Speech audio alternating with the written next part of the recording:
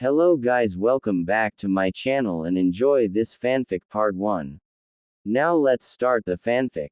Have you ever noticed that when you don't talk to somebody that you were close with for a long time, it's harder to strike up a conversation with them than it is with a casual acquaintance?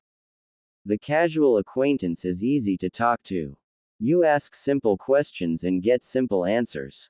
But with that person you used to hold dear, it's impossible. You already know their deepest, darkest secrets, their dreams, and most importantly, what they think of you.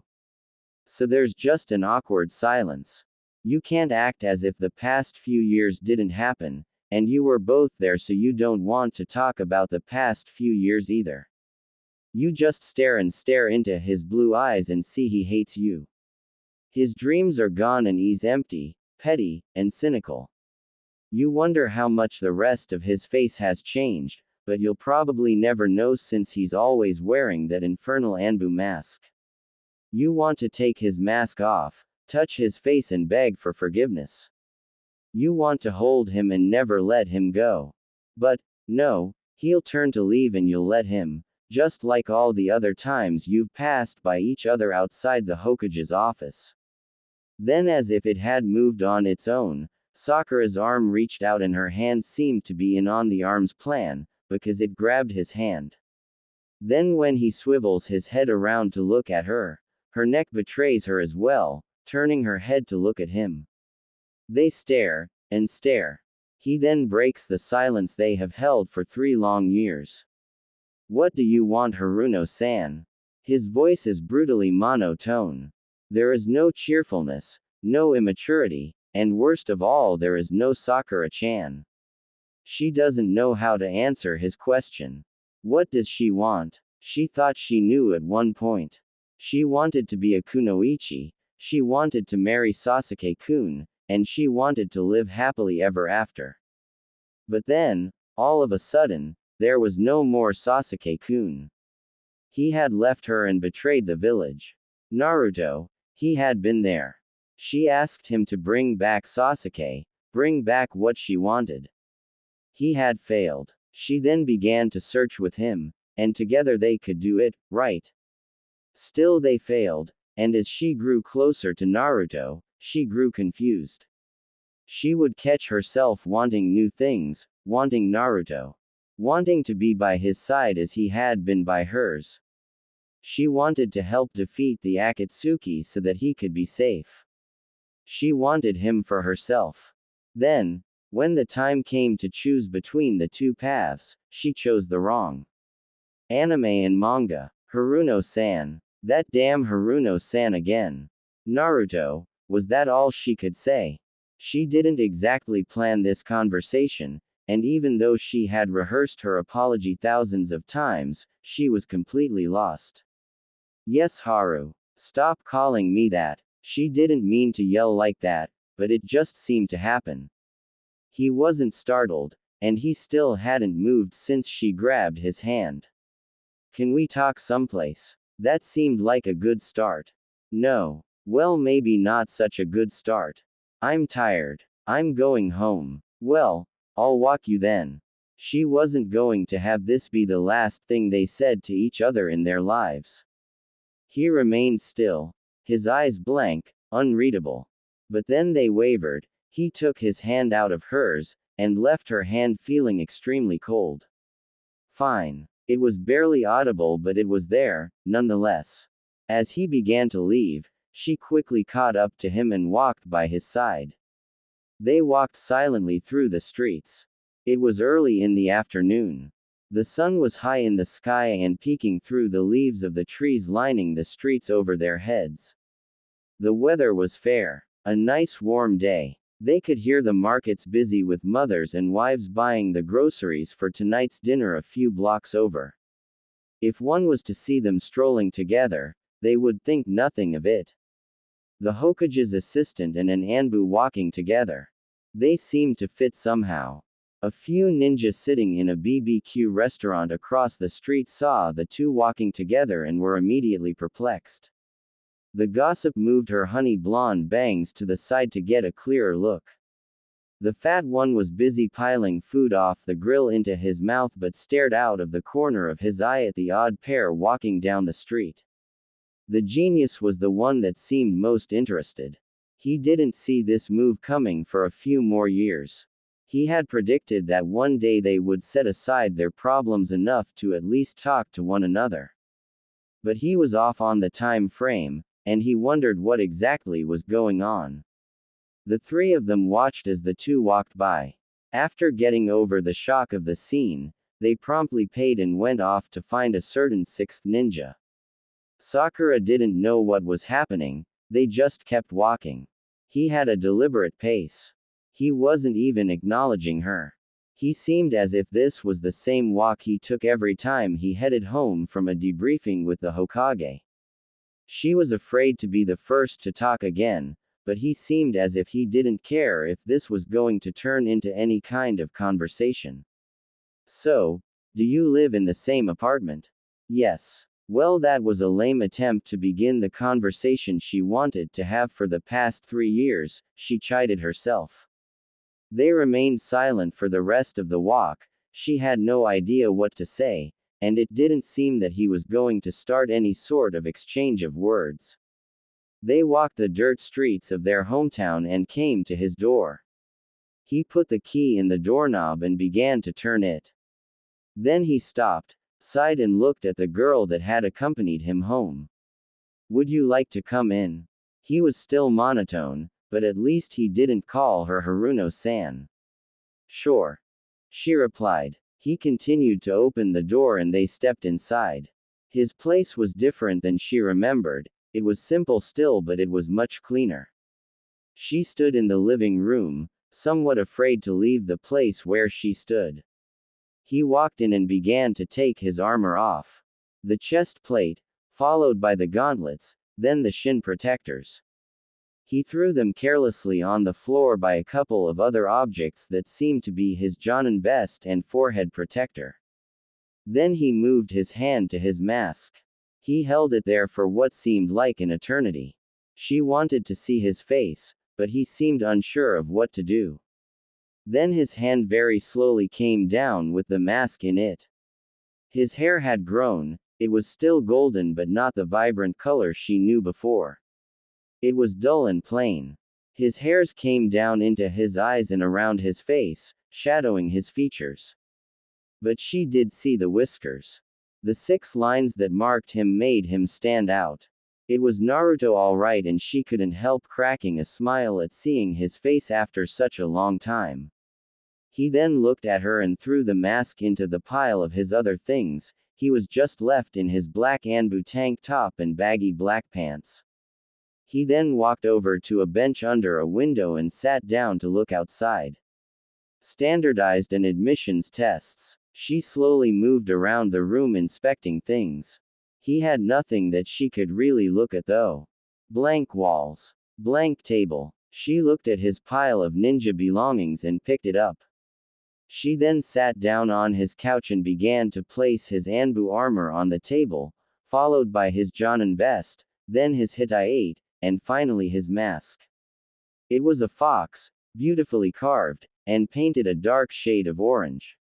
She looked down at her handiwork. If you put a glass cover over his coffee table, it would look like a fancy display case. She looked up and on a dusty shelf way up high she saw an item that surprised her. It was the picture of Team 7 they all had a copy of. She stood up and made a beeline for it. He was watching her out of the corner of his eye. She picked it up and wiped the glass. She softly smiled at the 3 boys and herself.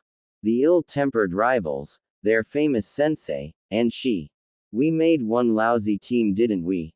He said from his seat under the window. Lousy? She asked, a little irritated. We were the best. We were the next Sanin. And everyone said we were the best 3 of our generation. She proclaimed boastfully. Yes, each of us became exceptional ninja, but after that the team disbanded. He was right. She slowly looked back down at the frame. They split up and was each taught by one of the original Sanin. She looked back at him. His attention was back outside the window. Her eyes came to his left shoulder. The ANBU tattoo, the symbol given to the village's elite ninja entrusted as the personal bodyguard of the Hokage. Her friends that were also in ANBU gave her tidbits about how he was doing. Mainly Neji, Kiba, and Shino.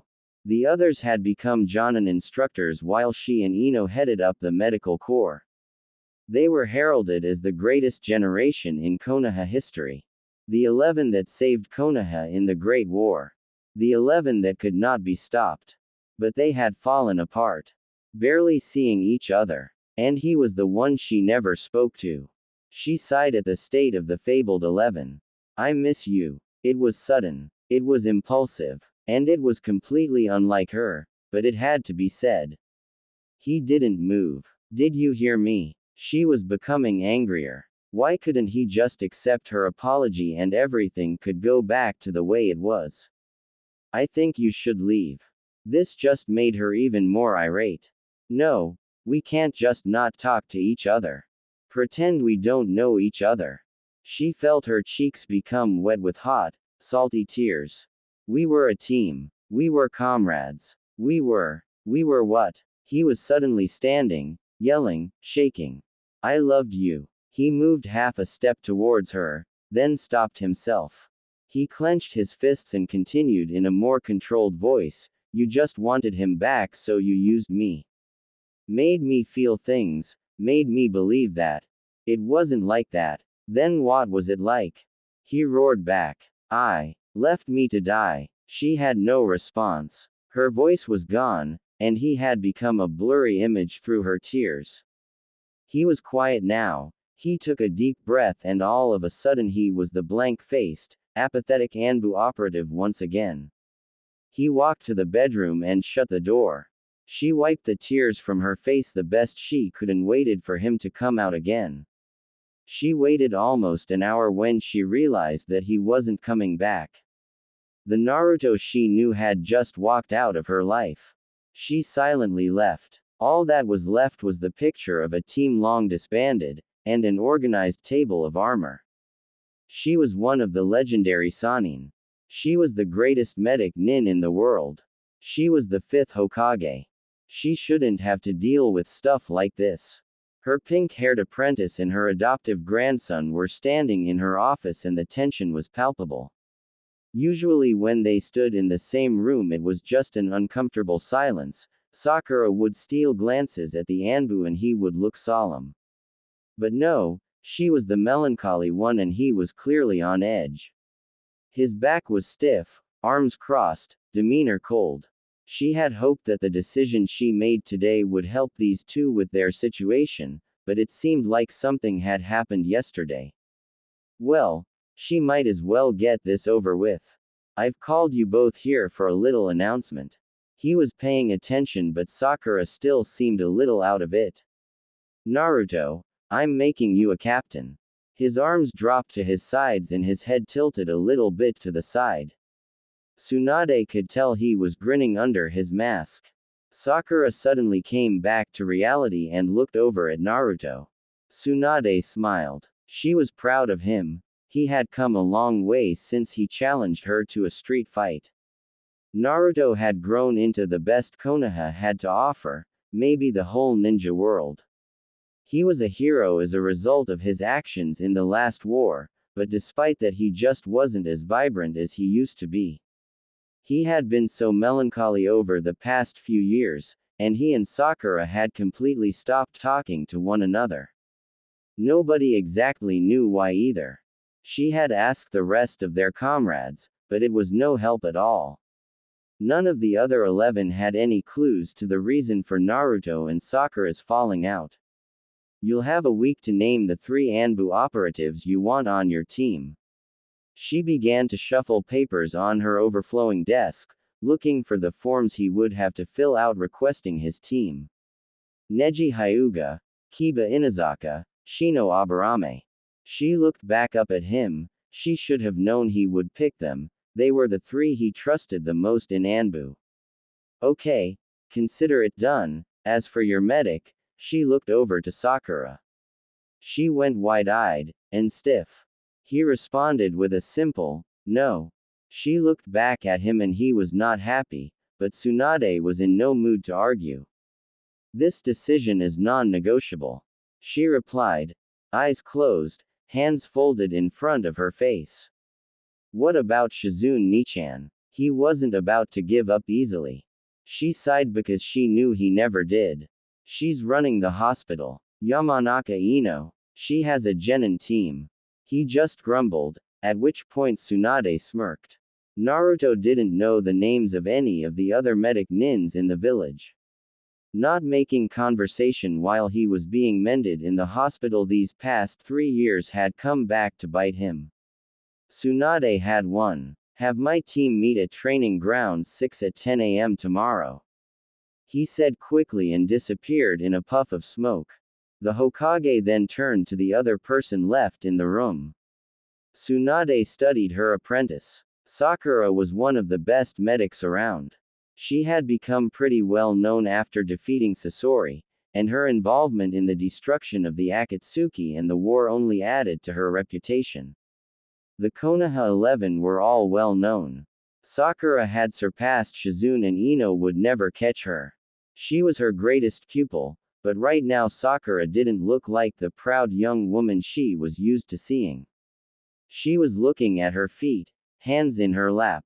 Tsunade was about to ask the question that had plagued everyone around the remaining members of Team 7. What happened between you two? But before she could say a word, Sakura suddenly shot up from her chair, bowed, and left. Tsunade opened her desk drawer and removed the sake bottle that she hid there. She was upset that the two were on such bad terms.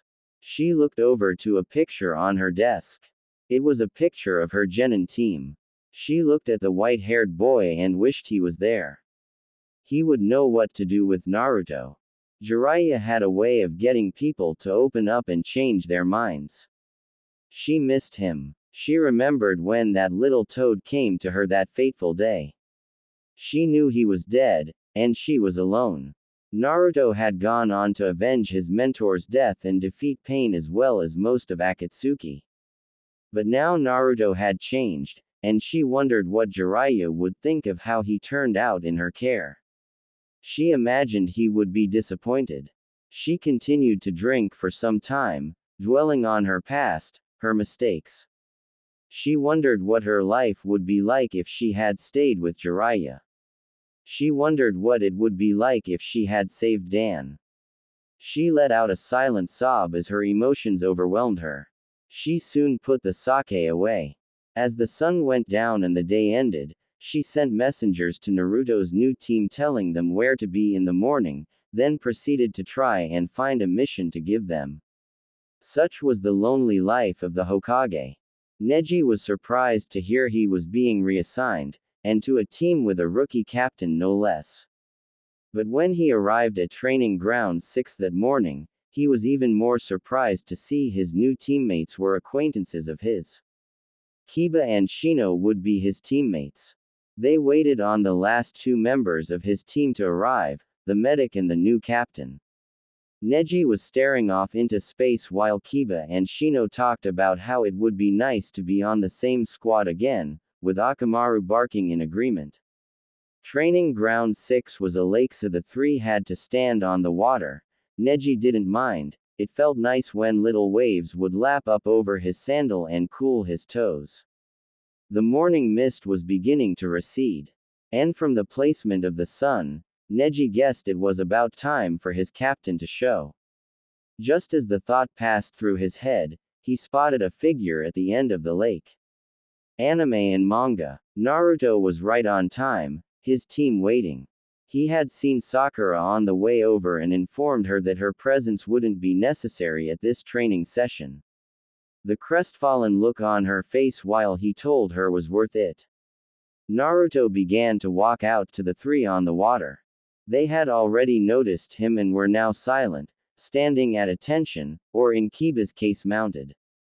They looked quite formidable. Neji in his blue hawk mask, Kiba atop Akamaru in his gray dog mask, and Shino in his green ape mask.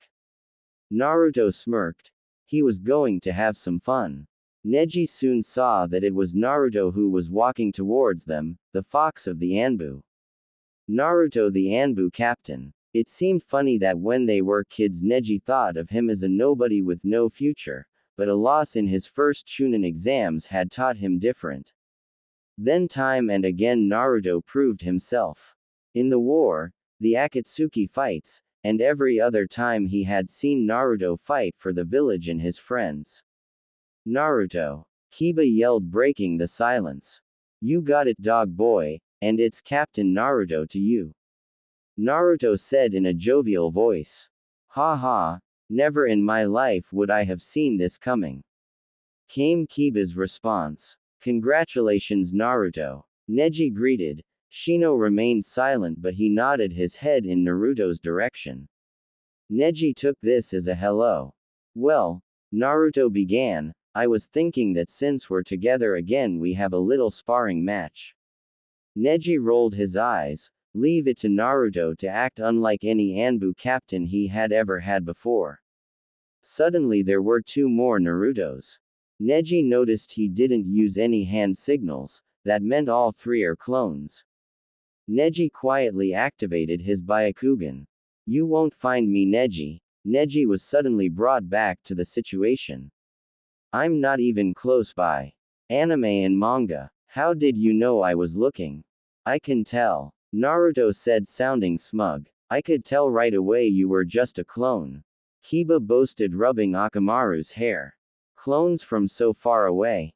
Shino inquired. Naruto smirked and said, I'm just that good, Bugsy.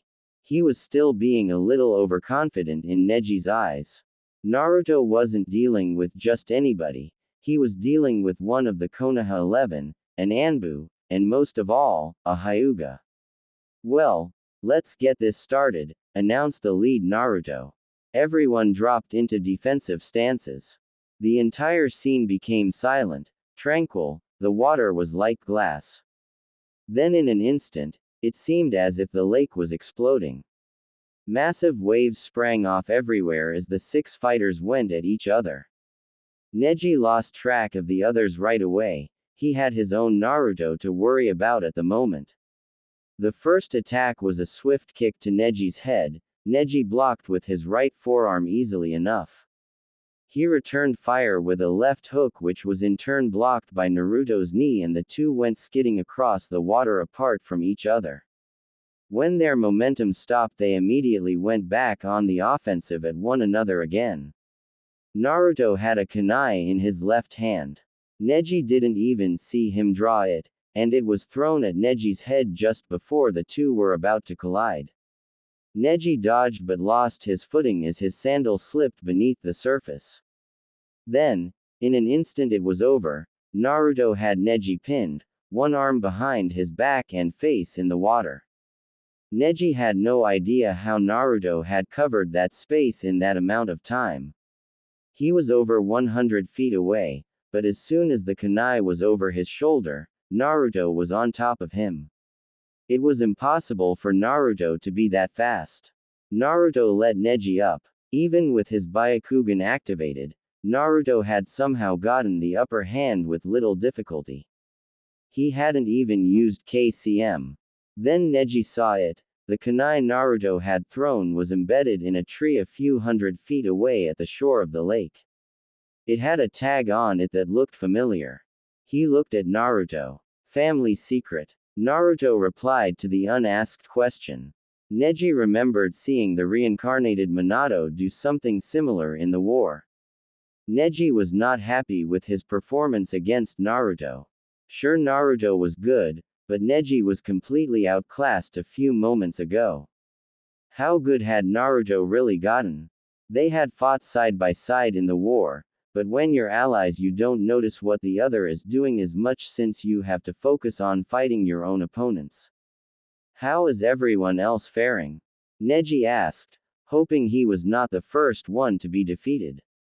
Kiba is done, off that way, he said, waving his hand in a general direction. But Shino is proving difficult. He's hiding in the trees. Oh, there he is. Anyway, go to the Hokage's office. I'll be waiting. and then he was nothing more than a puff of smoke. As Neji walked to the Hokage's office, he ran into Kiba and Shino. All three were a little embarrassed by the way Naruto had made quick work of them. Even Kiba was quiet, not wanting to bring up the events that just transpired. The medic was not there.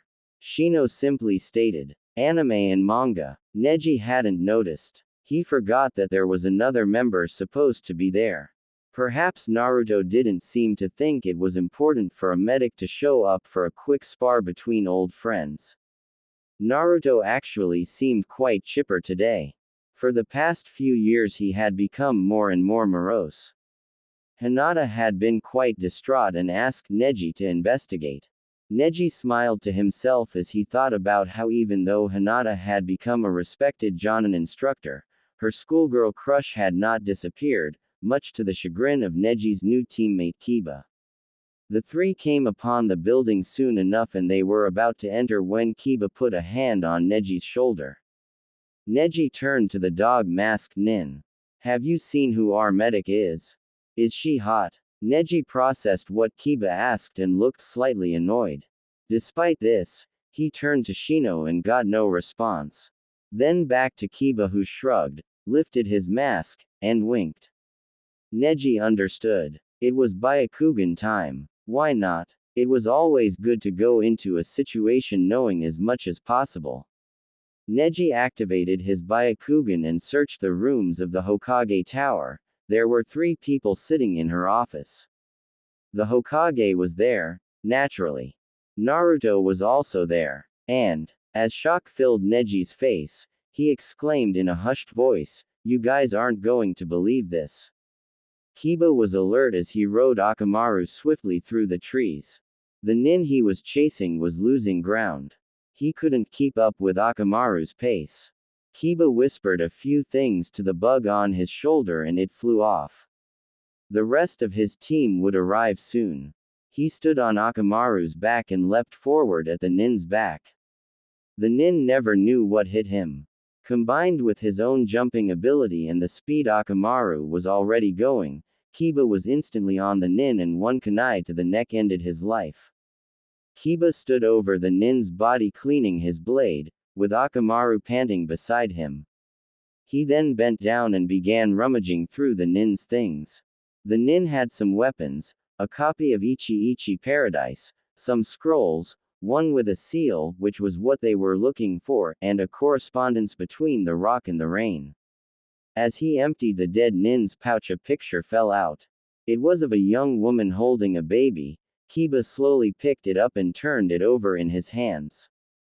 The back read, "Good luck on your mission, darling. Your son and I await your return." Kiba sighed. He hated when nin had personal effects on them when he killed them. It was easier to be detached when killing another human being if you didn't remember they had a life, a home, a family. Somewhere out there a woman was widowed and a boy was fatherless because of him. Kiba didn't even notice his team arrive, he just kept looking at the baby's face and thinking about how his father never came home from a mission. It wasn't an uncommon thing in a town of ninja. Luckily he had his mother and older sister. "Good job, Kiba," Naruto said, bringing Kiba out of his thoughts. "Did you get it?" "Yeah," Kiba said as he absent-mindedly tossed the scroll to his captain. Naruto made quick work of the seal and began to read the scroll.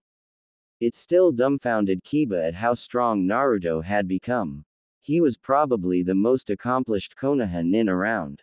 And he was on the fast track to being Hokage. Soon all the major houses would have an ally of Naruto at its head. The council would be made up of his comrades and he would be chosen to succeed Tsunade. Kiba was confident that Naruto would be great as Hokage. Even though they had had only a few missions as an ANBU team, he had seen Naruto do great things. He had also seen him be a complete jerk. Kiba unintentionally scrunched his face under his mask at Naruto. Naruto had beat down Sakura at every chance he got, and the usually fiery Kunoichi had just stood there and taken it every time. He imagined her sad face beneath her new mask, a cat with black markings. He had half expected her to choose a pink mask, but she had told him it was too unprofessional. We're heading back in the morning. Shino, dispose of the body, then set up a perimeter around the site with your insects. Kiba, you and Akamaru take a rest. Sakura, make the camp. Neji, you're with me. We'll take a patrol of the area. And with that, he and Neji were gone in a flash. Kiba laid down using Akamaru as a backrest, and Shino's insects began eating the body. Kiba always thought it was a terrible way for a nin to go, but the lack of a body as evidence was always good for the team. Kiba lifted his mask and turned his attention back to the picture. It's not good to dwell on stuff like that. Kiba turned his head to see Sakura standing next to him. Yeah, well, it's hard not to. She lifted her mask and gave him an understanding smile. So, he began slowly watching her set up the camp. Why do you take that shit from Naruto all the time? He's the captain, she said plainly. Yeah, but the Sakura I know would punch him in the face for talking to her like that. He chuckled. Even if he were the Hokage. Well, it seems like he will be soon enough. Sakura replied. Yup. He's going to have all the clans behind him soon. Hana Nichan will be in charge on the Inazaka, Shikamaru the Nara, Ino the Yamanaka, and Hinata. He trailed off and had a small smile. He was still in love with her, but she still only had eyes for Naruto. So when are you going to ask her out? He was startled and looked up at Sakura standing before him. I have no idea what you're talking about, he said indignantly and lowered his mask. She sat next to him against Akamaru and lifted his mask back up. I hate when you guys wear those things. You wear one too, he replied. She sighed and looked up at the darkening sky. The stars would come out soon. I know you don't like the ANBU, why did you agree to join? He asked. Tsunade-sama asked me too. It's more than that. Drop it. Geez, he said, putting his hands behind his head. Didn't have to bite my head off. She got up and began to walk back to finish setting up camp. What's up between you two? I mean, we all have our own theories, but none of us really know. Sakura stopped dead in her tracks and became rigid. Then she loosened up and began to walk again. Kiba sighed and closed his eyes. A few seconds later he felt Shino sit down where Sakura had just been. I've tried to have the same conversation with her numerous times.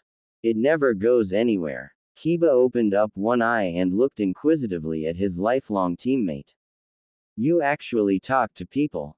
He joked, and Shino crossed his arms in annoyance. Man, you're way too uptight, Kiba said as he slapped Shino on the back. As Kiba became serious again, he asked, so what do you think really happened? Shino paused, then turned back to Kiba. They haven't been the same since their last encounter with Sasuke, Shino stated. He then lifted up his mask and turned to Sakura, who was busy making the meal. Somebody turned on the other. Kiba followed Shino's gaze, then sighed. There was no way Naruto would turn on Sakura, but the other way around. He wasn't so sure. Just talk, Neji. Geez, we've known each other since we were 12. Naruto chuckled. I believe your treatment of Haruno-san has become unacceptable. You are an ANBU captain and you should act as such. Whoa. Naruto wasn't expecting that one. He pulled to a stop on the next branch he landed on. How so? He asked incredulously. She is a team member, and an accomplished medic, she should be treated as such. Naruto sighed again. He had been getting this kind of talk from Kiba for the past few missions that the team had been on. My personal. Neji cut him off. That's exactly it. This is an ANBU team of the village hidden in the leaves. We are not allowed the luxury of personal feelings. Naruto just stared through the eye holes of his mask into the dark ones of Neji's. He couldn't see them, but he felt the stare of those all-seeing eyes. I'll take your thoughts into consideration. Naruto replied in monotone. Go back to camp and help her set up if you like. I'll continue this patrol alone. And then he was gone, not even a puff of smoke, just a flash. Neji just stood there remembering how he had been defeated by that same flash at their first team sparring match. He witnessed Naruto using it to take out many enemies since. But the jutsu was still untraceable, even for the Byakugan. Neji decided to take a slow stroll back to camp instead of running. He just couldn't get why things had turned out between the two like they had. He had his own theory.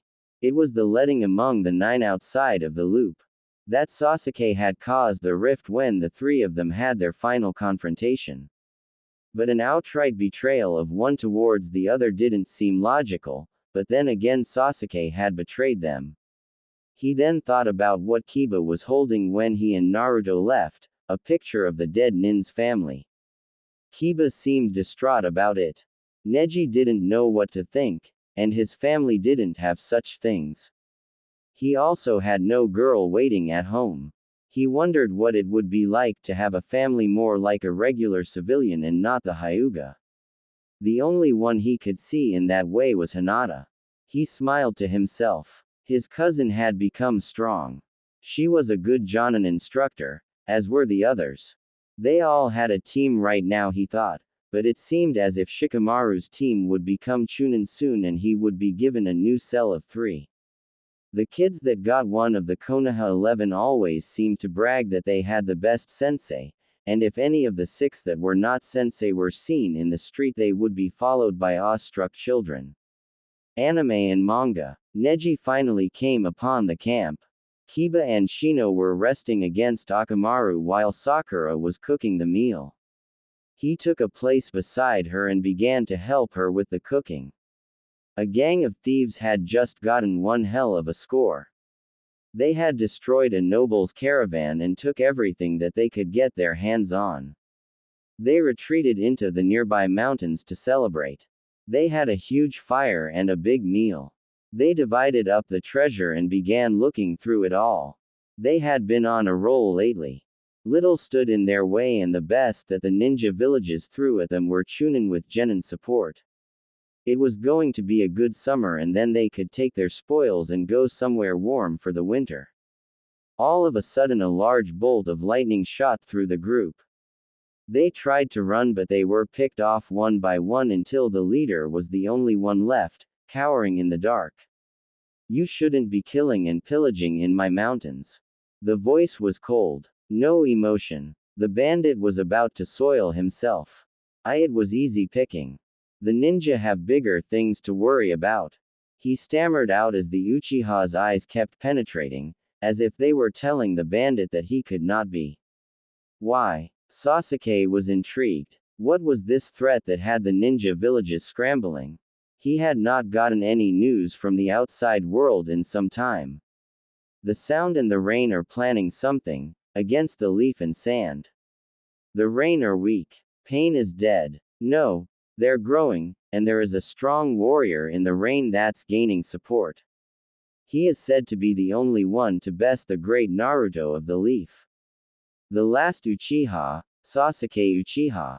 Sasuke Uchiha was leading forces in the rain and gaining support from the sound to defeat Naruto. The new information Sasuke had just learned of was intriguing to say the least. He quickly dispatched the bandit leader and turned towards the land of fire. Maybe it was time to pay Konoha a visit. The young captain continued his patrol alone. He tried to push all of Neji's words out of his mind. He had to focus on the task at hand. His newly formed team had been doing these kinds of missions often. They would be sent to an area with high levels of enemy traffic and they would gather information. The tensions in the ninja world had risen lately. Talks of a great war surfaced here and there, talks of well-known shinobi being on the move.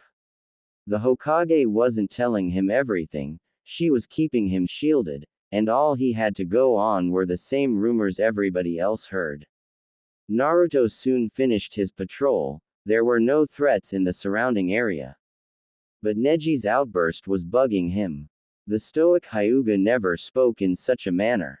Maybe he was right though. He was an ANBU captain, responsible for the safety of Konoha and the Hokage.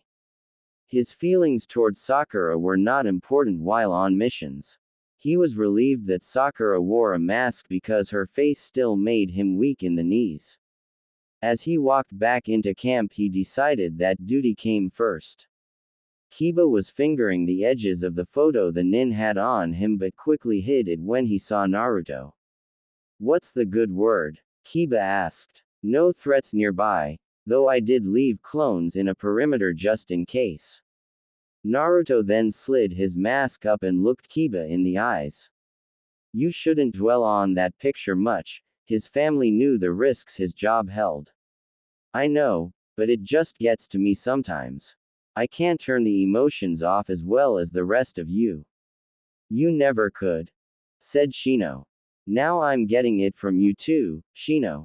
Kiba asked defensively. "I have trouble with it too, Kiba, but I have a duty to the village and the Hokage first," Naruto said, getting Kiba's attention. Then he looked at Neji.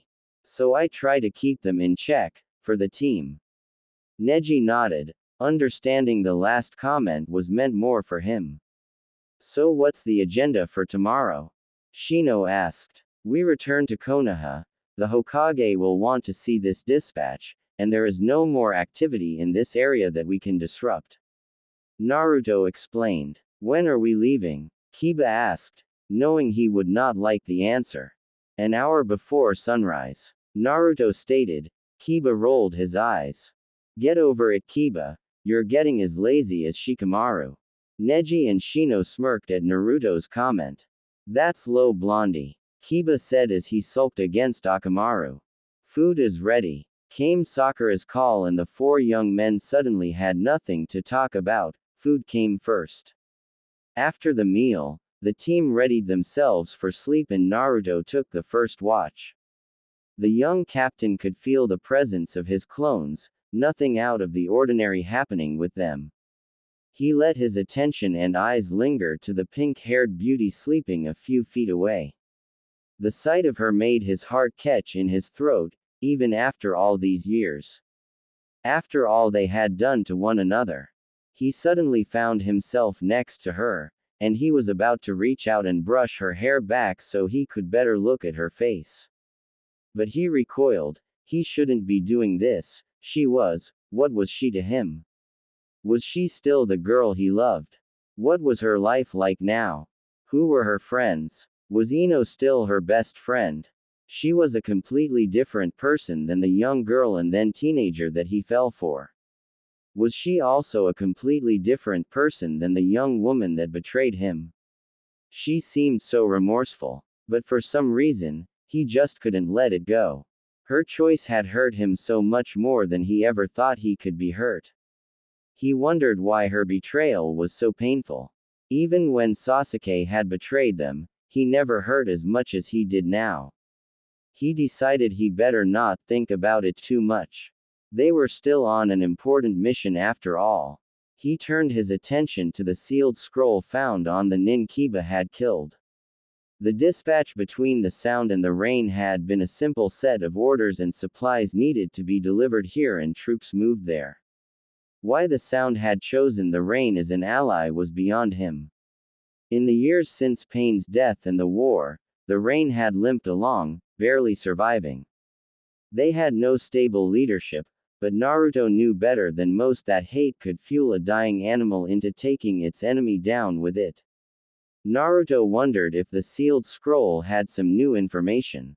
The scroll looked innocent enough at a glance, but when Naruto saw the severity of the seal he knew something was up with it. Training with the best had taught him much.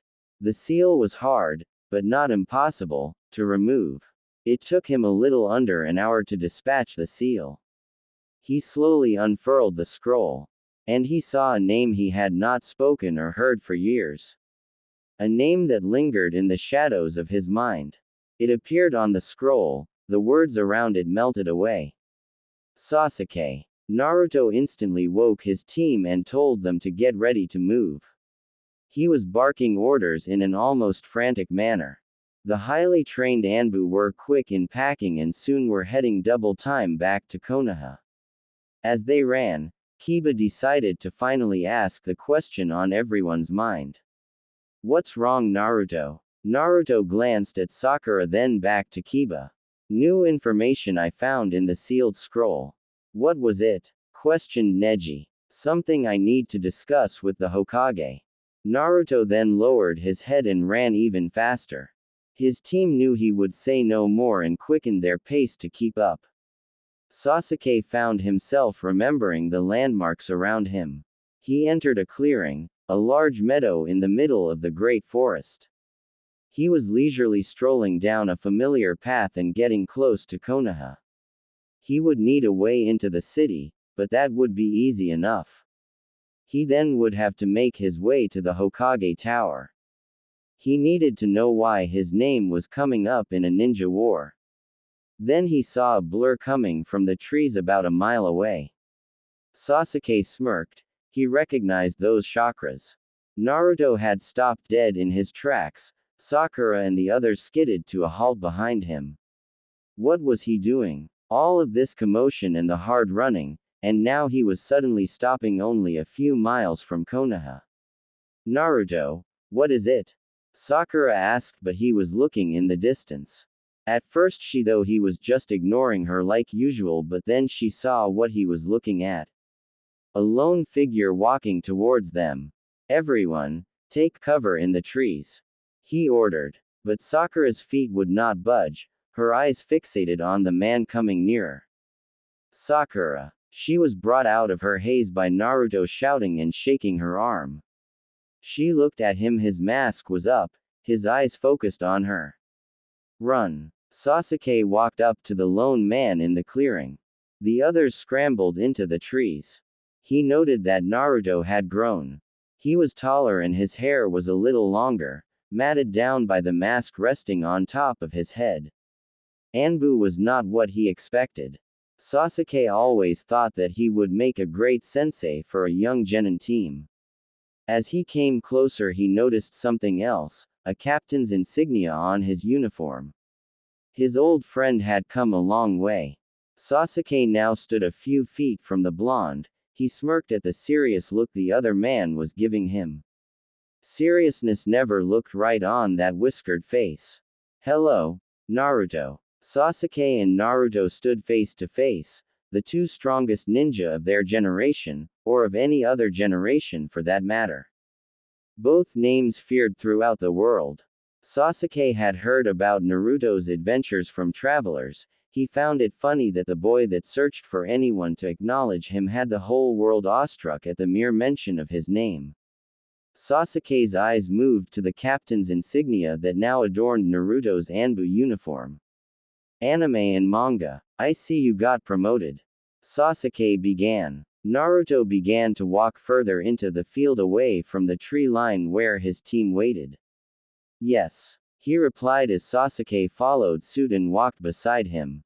"You're separating yourself from your team?" Sasuke questioned with a smirk, letting Naruto know he was not unaware of the ANBU in the trees. "None of them would really be useful against you, but I'm sensing you're not here for a fight. I find that interesting since you've aligned with the sound and are preparing for an offensive against Konoha." Sasuke smirked again. It seemed news of him apparently being in the rain and getting help from the sound had traveled to the ears of Konoha as well. "Actually, I'm on my way to Konoha to find out why it's being said I'm aligned with the rain and the sound." Sasuke found the surprise on Naruto's face to be very satisfying. "I wouldn't be surprised if the Hokage stirred this rumor up to end all sympathy that still remained in Konoha. She doesn't even know." It was Sasuke's turn to be surprised. "My team just intercepted a communication with your name on it. We didn't even think you were involved in anything up to this point." Sasuke was now further intrigued, and irritated that his name was being used in such a manner. He owed allegiance to nobody. "You all in Konoha don't need to worry about this anymore. I'm heading to the rain to destroy this rumor. I will not accept this disgracing of the Uchiha name. Too late for that. You don't really need much help in that department. You screw up your family's name just fine on your own. Naruto said with a sneer. Sasuke gave him a hard look. Naruto gave him one right back. Are you trying to pick a fight with me, Uzumaki? Sasuke wasn't going to take this kind of disrespect from anyone, especially Naruto of all people. Last names. Why so formal? Did I upset the self-righteous last Uchiha? Naruto shot back, his trademark Y attitude never leaving his voice. Sasuke paused, then turned away. You're not worth my time. Sasuke, go back to the mountains. Sasuke looked back at Naruto, who was looking away to the tree line where his team waited. Sasuke didn't think anyone from Konoha knew he was living in the mountains. You knew where I was all this time? He asked, still slightly shocked.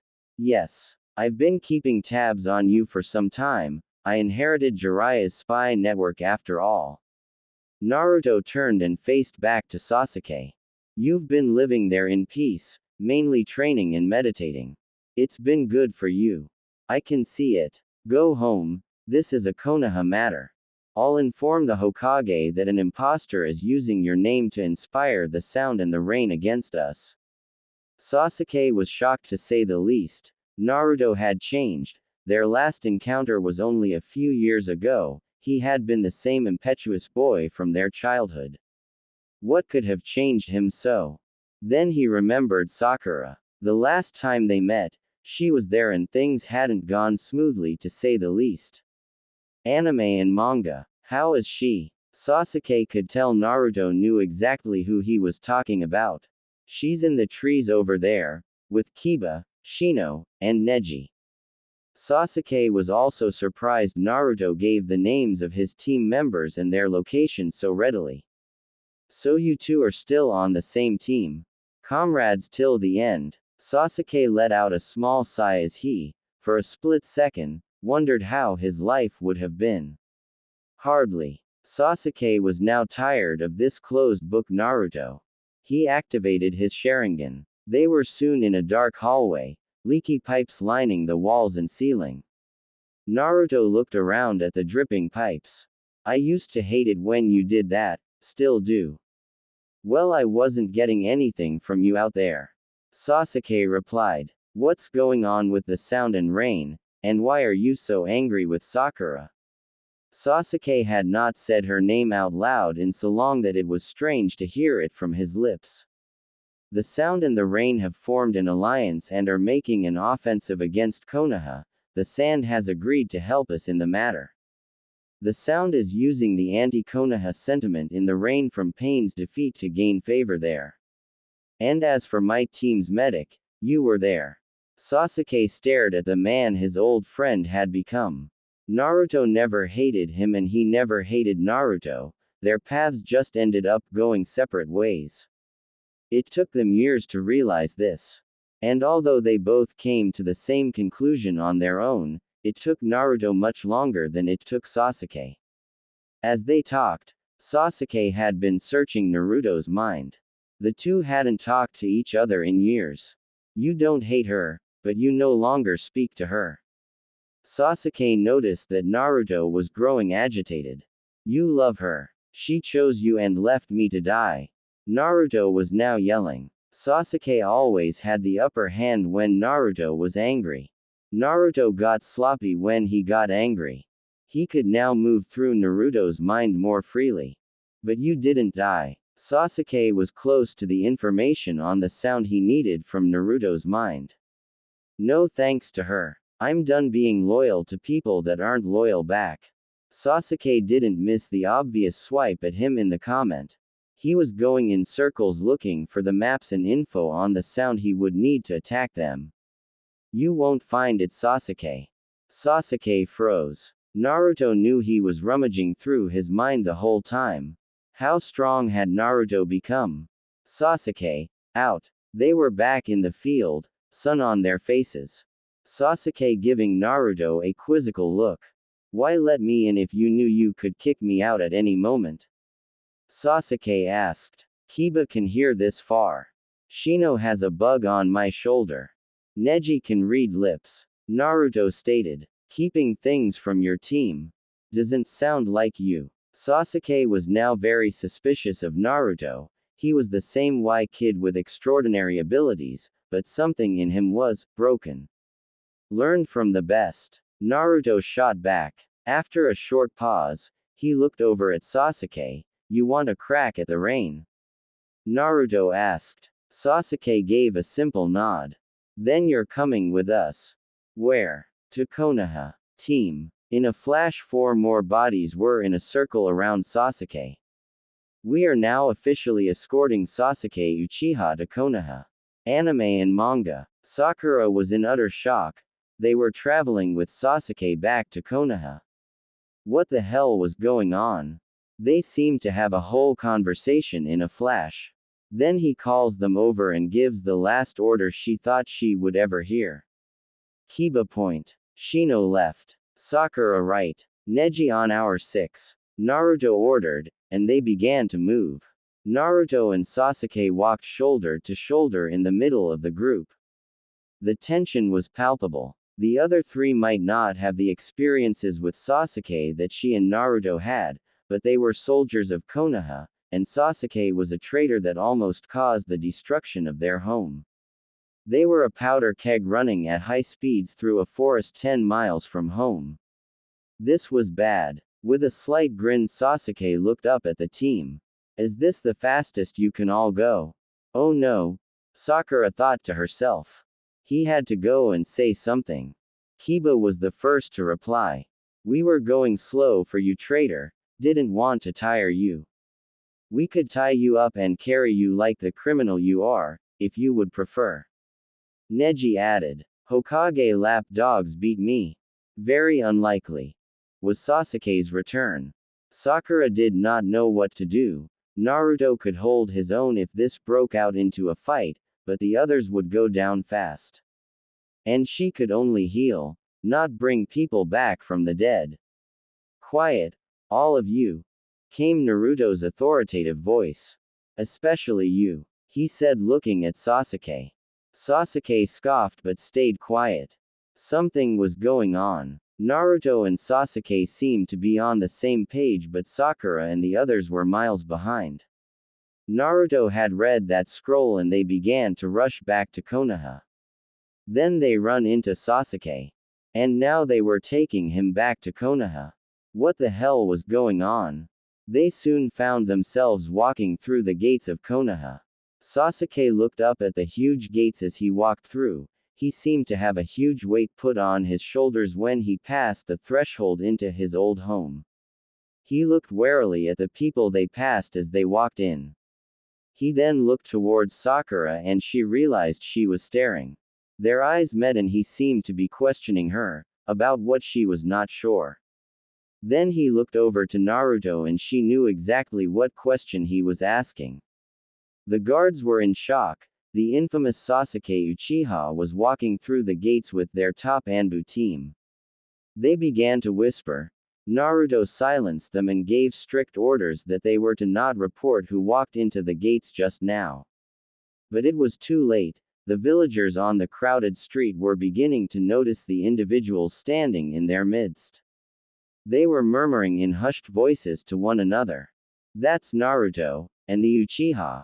Kiba, Shino, Neji, Sakura, you're relieved of duty. Go home. I'll call for you when I need you. As Sakura was about to protest, she saw Naruto's eyes through his mask. He was not in the mood. He was obviously trying to get out of there with as little commotion as possible, and her arguing with him was not going to help. She turned to leave, and slowly began to walk through the growing throng. Then in a quiet voice, lower than a whisper, she heard him, I walked him right through those gates. The promise of a lifetime. She quickly turned around to find she was alone in the crowd of chattering people. The rumors of the return of Sasuke Uchiha with the great Naruto Uzumaki had begun to swell and grow. Tsunade was currently meeting with Kakashi and Shikamaru to discuss what to do about the sound and the rain. Kakashi was sitting in a relaxed position while Shikamaru was standing, as usual. Shikamaru was about to say something when the Hokage office door flew open. There stood Naruto and Sasuke. Shikamaru turned around in shock as Kakashi and Tsunade left their seats. Naruto looked at the shocked faces all around and stated, "We need to talk." Anime and manga. After an uncomfortable silence had passed, Naruto looked at the three and said, "We intercepted this communication on our mission." He handed the scroll to Tsunade. Tsunade slowly grabbed it and read it aloud. After she finished reading, Kakashi immediately asked, "So why are you here?" Looking at Sasuke. "We ran into him on our way back." Before Naruto could say anything else, Sasuke immediately interjected, "I've come here to clear my name in connection with the sound." Shikamaru grabbed a cigarette, Tsunade looked at Kakashi, and Kakashi seemed to have no reaction. Or maybe the mask hid his reaction. Before anyone could say anything else, Sasuke immediately said all he needed to say, "I was on my way here to clear my name on my own, but then I ran into Naruto's team. I was promised a crack at the sound. I expect this promise to be kept." Shikamaru dropped his head at how troublesome the situation was becoming while Kakashi and Tsunade looked at each other. It looked as if they might have been mentally communicating. Suddenly the door to the Hokage's office flew open again. This time it was Shizune with some urgent news. "The council has called for a meeting to discuss the return of Sasuke Uchiha." She said it in a voice that showed she understood the delicacy of the situation, but Tsunade was still annoyed. She looked over to Kakashi and said, "We have to handle this very carefully." "I know." Tsunade turned to Shikamaru and said, "Take Naruto and Sasuke somewhere they won't be seen until this meeting is over." Shikamaru nodded, then Tsunade and Kakashi left. "Follow me," Shikamaru said, not even attempting to hide the annoyance in his voice. Naruto and Sasuke followed him until they reached a small empty room with nothing but a table and a few chairs. It had a window that overlooked the whole village and it looked like it had picked up some dust from not being used in a long time. Shikamaru simply stated, "I have to listen in on these meetings due to my position. You guys stay here until I get back." He quietly left the room and thought to himself, "This is gonna be a major drag." Sasuke looked over at Naruto and noticed that, on the outside, he looked cool, calm and collected. However, he could see in his eyes that he was broken, hurting, and suffering. He thought Naruto had it all, but now that he was right in front of him, he could see that Naruto wasn't anywhere near what he pictured he would be. Intrigued, he asked, "What do you want, Naruto?" "Some peace and quiet." Sasuke showed an amused grin at Naruto's attempt to shut down conversation. "Anime and manga. You know, I thought you had it all. You were the hero in the war, you're one of the most powerful shinobi to ever exist, you're respected all over the shinobi world, but somehow, you've found a way not to be happy. How are you doing that?" Naruto slightly lifted his head and said in a monotone voice, "You know, you didn't used to be the talkative type. I usually didn't have to talk to you to know what you were thinking. Why do you care what I'm thinking?" Sasuke looked at Naruto for a few seconds before answering. "We may have gone down different paths, but we're far from enemies." Naruto didn't answer. He just walked over to the small window looking over the village and stood there. "Don't make me use my Sharingan again." "Good idea. It helped you out so much last time." Sasuke could see he wasn't getting anywhere. He needed something that would help him get the information he wanted from Naruto. After a few seconds of thinking, he turned to Naruto. "Do you remember that time you pranked Kakashi with that eraser?" Naruto sighed and replied, "Yeah, what about it?" He was trying to hide the interest in his voice, but Sasuke noticed it anyway. "Did you know he didn't actually fall for it?" Naruto did a 180 as he turned to Sasuke. "What?" Naruto looked a little bit like that young genin he used to be for 2 seconds before regaining his composure. Then he looked slightly suspicious and scrunched his eyes together. How do you know? Anime and manga, I asked him. When I was younger, I thought it was strange that a jonin would fall for a prank like that, so sometime after the Chunin exams I asked him about it. He basically said it was his way of analyzing us. Naruto put his hand on his chin as he was thinking. Then a slight frown crept up to his face as he realized Sasuke was probably telling the truth. Oh well, I shouldn't be surprised. He was a jonin after all. And just like that he was back to being that apathetic ANBU once again. Sasuke decided to finally go for a straight-up confrontation. Naruto, do you know why what Sakura did hurt you so much? Naruto turned and in a sarcastic but monotone voice replied, please enlighten me. Did you ever think that maybe it was because of how much you loved her? Naruto was silent. He had tried not to think too much about Sakura, but now Sasuke was directly confronting him on the subject. Think about it, Naruto. I betrayed you as well, but you can still talk to me. You can still look at me, and I didn't even come back to the village. That's different. Not really. I tried to kill you and failed. Naruto turned around and in a sarcastic voice said, are your meditations in the mountains the cause for this outpouring of wisdom? Sasuke looked at him and said in a plain voice, no, it's experience. Sasuke noticed he now had Naruto's full attention.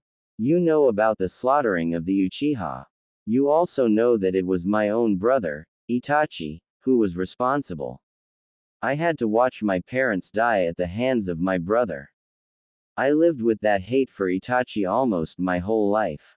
You saw it. Naruto's head dropped slightly. Now that we know why he did what he did, all that hatred, all that rage, all that anger, was for nothing. Naruto looked at Sasuke and noticed that for once the Uchiha was opening up to somebody. Naruto looked at Sasuke with a seriousness in his eyes and said, why are you telling me this?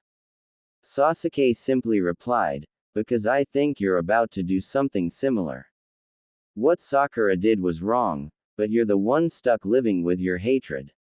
I could tell just by looking at her that she was remorseful for what she had done, but I'm guessing you haven't really given her a chance to mend things.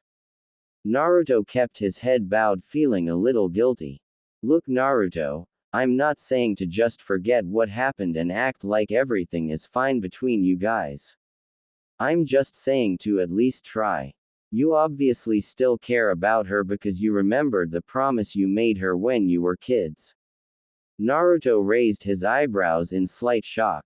He knew Sasuke was by him when he whispered at Sakura, but he thought he had whispered low enough for him not to hear. I just don't want you to end up fixing things with Sakura 10 years from now and then get stuck thinking about all the time you lost. Like you. Sasuke looked at Naruto and noticed that he wasn't trying to hurt him but was instead empathizing with him and understood what he was going through. After a few minutes of silence, Naruto looked back at Sasuke. He spoke in a soft voice, you know, I'm pretty sure Konoha would love to have you back, sounding slightly hopeful. Sasuke let out a slight grin, at least you're starting to sound like yourself again. Naruto let out a slight grin. As he stood at the window, he noticed the training grounds, then turned to Sasuke. All this waiting is getting boring, I'm heading to the training grounds. Then Naruto looked at Sasuke and with a very visible grin held out his hand towards Sasuke, showing one half of the unison sign. You in anime and manga. Sasuke turned and looked at the outstretched arm. He was curious to see how strong Naruto had gotten, so there was no way he was turning down the offer. Without breathing a word, he accepted the unison sign with a slight grin since he knew Naruto wanted to see how strong he had gotten as well. The two left the room and headed for the training grounds. The council meeting was not going well. The council, with the exception of Tsunade, Kakashi and one other member, was trying to confine Sasuke to the village. He had received a full pardon because of his actions in the war, but since he hadn't returned to Konoha, he was still considered by some to be a rogue ninja. As tensions rose, Kakashi tried to stay rational. This idea that we can confine Sasuke to the village is unreasonable. What would he even do while he was here? A random councilman blurted out, I don't care if he has to sit out in the fields gathering weeds. If we let him out of our sight, he's too much of a threat. Tsunade saw this meeting was going nowhere fast and decided to speak up. The biggest problem with what you all are suggesting is the fact that if we confine Sasuke to the village, we'd also have to confine Naruto to the village. If Sasuke turned on us without Naruto here, no one would be able to stop him. The same councilman from before replied, couldn't we just put a seal on him? Kakashi simply answered, on what grounds? He came here willingly. He was pardoned for all his actions due to his assistance in the war efforts, and even if we did seal him, he might be too powerful for any seal to contain. It's obvious he hasn't stopped training. There was a moment of silence as the council members started running out of reasons to confine Sasuke to the village. Tsunade and Kakashi were making progress. Naruto and Sasuke were standing on training ground 6. They were standing about 100 feet from each other as the water from the lake splashed against their feet. Naruto looked across the lake and half yelled, same rules as our sparring matches when we were kids. Also, no flashy techniques. We don't need the attention. Agreed. Naruto looked across the lake and said to Sasuke, give me a second, with a slight smirk. Naruto entered the chamber where Kurama resided. I know I haven't used your power in a while because I haven't really needed to, but this is Sasuke, so if we don't work together we'll probably both get humiliated, he said while rubbing the back of his head and sporting an uncomfortable smile. That's the first real smile I've seen in years. If this will help you go back to being the regular Naruto, then I'll help. Naruto was taken aback. He knew that he and Kurama no longer talked as much, but he had no idea that Kurama actually cared about how he acted.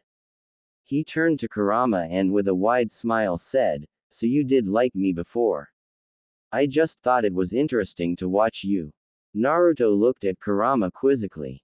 What do you mean? I mean that the village hated you and ostracized you. Then your best friend turned on you, but despite all that, you never broke or cracked. You were an anomaly. You always had this positive attitude, no matter what the circumstances.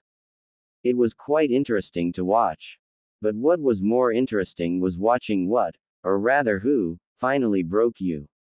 Naruto let his head slightly drop as he pondered Kurama's words. Suddenly Kurama turned from Naruto and was extremely alert. Sasuke's coming. Naruto left Kurama and found himself on the receiving end of a fist coming straight at him.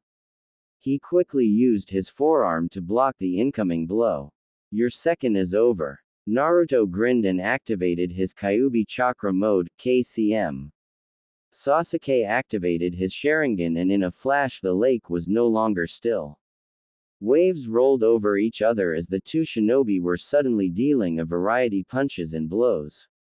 Naruto tried to start a taijutsu barrage, but Sasuke's Sharingan was too good for that.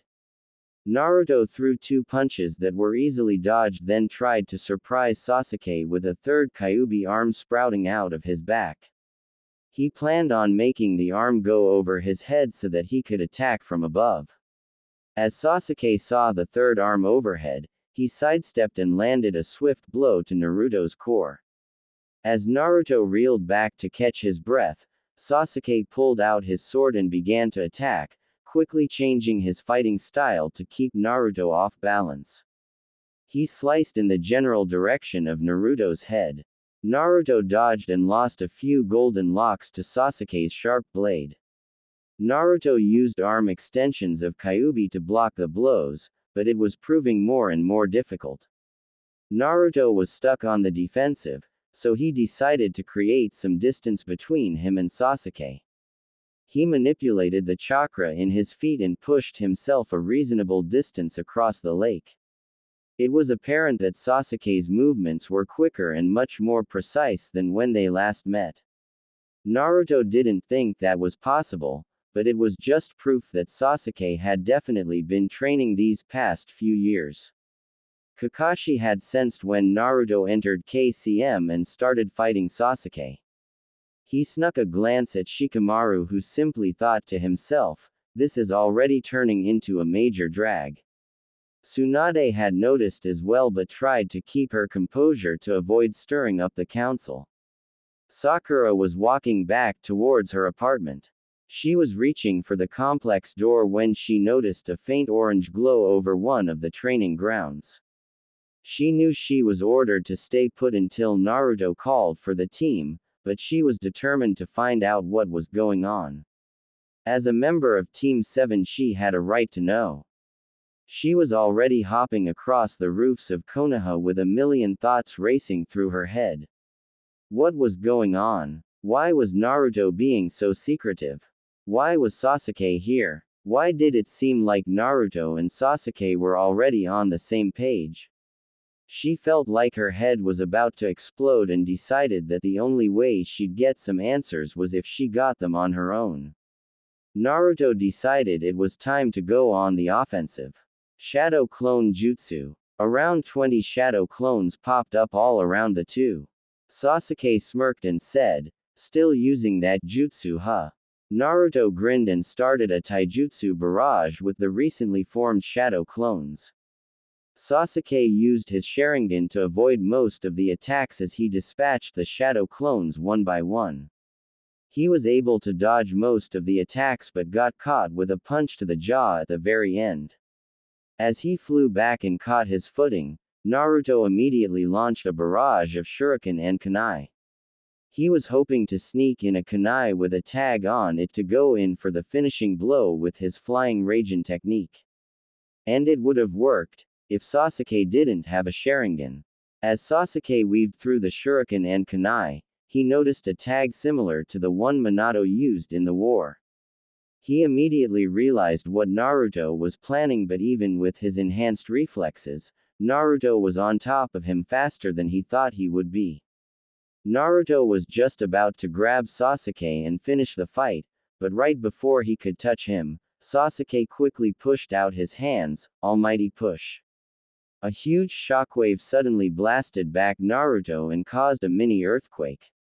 Naruto had just been within inches of winning the fight, but now he was sky high, having been blown away by the abilities of Sasuke's Rinnegan. As Naruto steadied himself in the air, he noticed that Sasuke was the first person to successfully counter his flying Raijin technique. He let out a slight grin as he noticed he could finally let loose a little. It was as if Sasuke was reading his mind and thinking the same thing because he wore a similar grin. Tsunade and Kakashi had been successfully persuading the council to lean their way, but then it felt like a mini earthquake hit. Kakashi sighed and closed his eyes. Shikamaru put his head down and Tsunade was visibly annoyed. Konoha wasn't known for earthquakes, so a councilwoman turned to look out the window. "What is going on out there?" As she looked out, she saw a small orange light floating above one of the training grounds along with the silhouette of a man standing on the water. My, I do believe there's a fight going on between the Kyuubi and the Uchiha. The councilman from before immediately ran to the window. As soon as he saw it with his own eyes, he yelled out, "See! I told you the Uchiha couldn't be trusted. He's already started a fight with our strongest shinobi." Tsunade, Kakashi and Shikamaru all looked at each other as their faces filled with exasperation. Sakura had just arrived at the training ground and was surprised to find Neji, Kiba and Shino already there. She looked at Naruto, who was now floating high above the water, and Sasuke, who was standing on the water.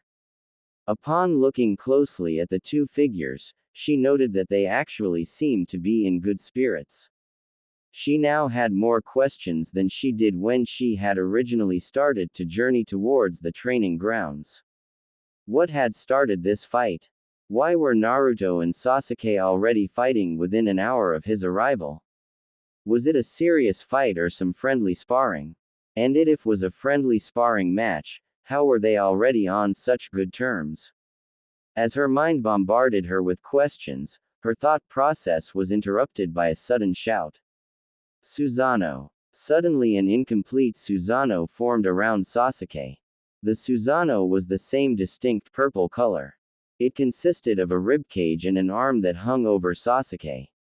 After the Susanoo had fully materialized, Sasuke flew straight up towards Naruto. As Naruto charged back towards him, Sasuke flung his hand out and yelled, "Chidori!" Suddenly his hand was filled with a dark lightning. Naruto replied by flinging his hand behind him and yelling, "Rasengan!" The Rasengan was fully formed within a second. Neji looked over to everyone who was standing around him. This is getting out of hand. Shino kept his eyes on the fight, but replied, "We know, but none of us could even come close to stopping them." Sasuke and Naruto were getting closer and closer to colliding, but right before they collided they heard a loud shout. Kamui. Both shinobis came to a dead halt as the area they were about to clash into started twisting and distorting into a different space-time. Sasuke and Naruto diffused their attacks, then turned to look down at the obvious culprit. There stood Kakashi, with his Mangekyo Sharingan on display. Beside him stood Tsunade, Shikamaru and the council. Naruto and Sasuke then turned and noticed that Naruto's team had been watching the fight from the other side of the lake. Sasuke looked at Naruto with a blank stare and Naruto automatically knew what he was thinking. Their sparring session was officially over. Kakashi and the others watched as Naruto and Sasuke slowly descended from the sky. When they finally landed on the water, Naruto's KCM disappeared and Sasuke's Susanoo disappeared. Tsunade started charging forward to start yelling when Kakashi held out his hand stopping her.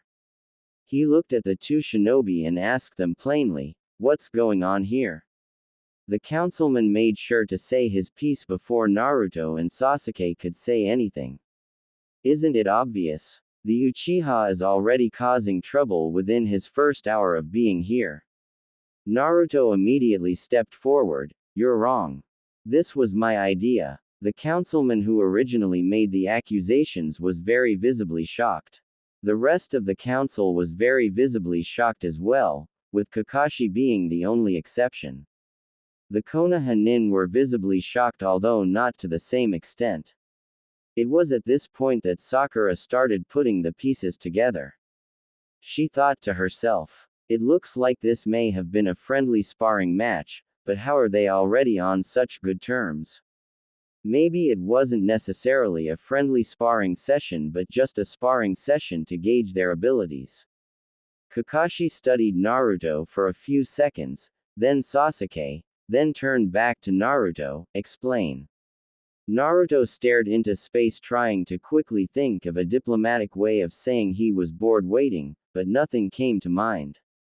He started hesitantly with a hand behind his head. "Well, we were waiting for you guys to come to a decision, and there wasn't much to do, so we decided to spar out here to kill the time." The way he said it made it sound like he didn't believe it himself. There was a moment of silence as Kakashi looked at the two. He thought to himself, Sasuke is back for less than an hour and Naruto is already going back to being his old self. Interesting. Kakashi looked over at Naruto. "Naruto, you're physically the most powerful member of the ANBU. You know that your strength must not only be physical, but mental. If you can't wait less than an hour for a decision to be made, that says something about the strength of your mind." Naruto put his head down and looked properly chastised. Before Kakashi could say anything else, Sasuke broke into the conversation. "Has the council come to a decision regarding my fate?" he said with a sarcastic flair. Kakashi looked at Tsunade and Tsunade looked at the rest of the council. After a few moments of silence, Tsunade spoke up, "The council hasn't yet come to a decision. The main issue being discussed is your confinement to Konoha." Naruto and his team on the other side of the lake couldn't hide their shock at the statement. Sasuke's expression, however, stayed the same. He looked directly at the council members with his piercing eyes. "What do you guys expect me to do if I'm confined to Konoha? Sit here twiddling my thumbs?" Kakashi glanced at the councilman. The exact words used were "gathering weeds." Naruto let out a stifled giggle as he imagined Sasuke gathering weeds. In a painfully monotone voice, Sasuke stated, "I was promised a shot at the sound. If that offer no longer stands, I'm leaving. I'll take my shot at them alone." The councilman turned to Sasuke. "If you leave, we'll have no way to confirm you aren't working with the sound. That's your problem." There was a very long silence at his statement and the tension could be felt in the air. Sasuke looked around at everyone present. "This isn't going anywhere. I'm leaving." A Susanoo appeared around Sasuke, but this time, it was the complete Susanoo. The members of the council immediately turned towards Naruto almost as if to say he should try to stop him. Naruto looked at them, then at Sasuke. Much to his surprise, Sasuke was already staring at him, almost as if he was wondering what Naruto would do as well. After a few seconds of thought, he turned to the council. "I'm the one who promised Sasuke Uchiha a shot at the sound. If that promise won't be kept, I'm not gonna try to stop him from leaving. My suggestion is for the council to allow Sasuke the freedom to participate in any and all missions concerning the sound. Not only would he be a valuable asset in the field, he also has my complete trust." The members of the council expressed their shock by very audibly moaning and grumbling to each other. Tsunade looked at Kakashi to see what his reaction was to this. His face was expressionless, but somehow pensive. Kiba turned to the rest of the group and almost yelled, "Are you kidding me?" Shino simply said in a hushed voice, "Quiet." Sakura wondered what had happened between the two to cause whatever this was. They almost looked like they were friends with a common goal. But they were barely on speaking terms a few hours ago. She half smiled at the sight of two members of Team 7 on such good terms. Unfortunately, the smile didn't last long. It slowly turned into a frown as she felt a pang of hurt and guilt as she thought about why she wasn't close to Naruto as well. Kakashi finally left his pensive state and turned towards the council. "I have a proposal." After a short pause he began, "Sasuke Uchiha will not be confined to the village, however, he will be required to stay within a reasonable distance of Naruto Uzumaki at all times. From living in Konoha, to going on missions and everything in between. Naruto is the only shinobi powerful enough to prevent any damage from occurring in the case of a betrayal.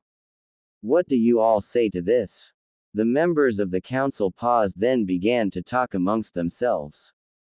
After a few minutes, Tsunade turned to Kakashi and said, "The council wishes to define a reasonable distance as being in eyesight. If that is the definition of a reasonable distance, the council accepts these terms." All eyes were now on Sasuke as Kakashi turned to him. "Sasuke Uchiha, do you accept these terms?" Sasuke's Susanoo slowly unwrapped from around his body. When it had completely disappeared, he looked at Kakashi. "I accept the terms." Kakashi and Tsunade looked at each other. They understood they had just dodged a serious bullet. Kakashi now turned back to Sasuke. "Then it's settled. You'll be staying with Naruto until your next mission." Sasuke looked over at Naruto and gave a curt nod of acknowledgement. Naruto returned the favor. Kakashi saw no one was moving even although everything had been settled. He turned to Tsunade and whispered into her ear, "Dismiss the council." Tsunade nodded and stepped forward towards the council. "The council is dismissed." The council members understood what was really being said and dispersed rather quickly. Naruto saw his team waiting on the other side of the lake and decided they had a right to know what was going on. He started walking over to them, then stopped and motioned for Sasuke to follow him. Eyes distance, remember? He said with a slight grin. Sasuke grunted and reluctantly started following him to the other end of the lake. As Naruto and Sasuke got closer to the team, 1,000 thoughts started racing through Sakura's head. She was about to stand face to face with Naruto and the man she betrayed him for. What were they coming to say? Why were they already possibly on such good terms? How would the team respond? How would she respond? She could feel her throat start to tighten up as Naruto and Sasuke reached where they were standing on the other side of the lake. Naruto and Sasuke stopped a few feet from the team, then Naruto looked at the team. As I'm sure you guys just heard, Sasuke is going to be a member of this team until we figure out what's going on between the sound and the rain. Until then, I expect Sasuke to be treated like any other member of this team. We don't have any intel we can actually act on, so for now we don't have any missions. However, there will be a training session tomorrow at 6 a.m. Understood. Anime and manga. Everyone gave a silent nod of understanding, everyone except Sakura. Naruto noticed she looked slightly detached from the situation, then he remembered how he had excluded her from the previous training session and felt a slight pang of guilt. He avoided looking at Sakura but stated clearly, I expect everyone to be present tomorrow. We need to start working on our coordination as a team. As soon as he said that, Sakura turned and glanced his way as a slight blush crept onto her face. Naruto was very purposefully not looking her way. Was Naruto making her feel included? If he was it professional or personal? Sakura decided she didn't care and that she would just enjoy this small victory. Naruto was watching her reaction out of the corner of his eye and felt a little better due to her positive reaction. Naruto looked at the team. We're done here. Neji, Kiba and Shino gave a curt nod and left. Sakura stayed behind as if she had more questions. Naruto looked in her direction. Were you going to say something? The blunt question caught Sakura off guard. She looked up to see Naruto and Sasuke, both staring at her and waiting for a response. She had so many questions but now she couldn't think of any.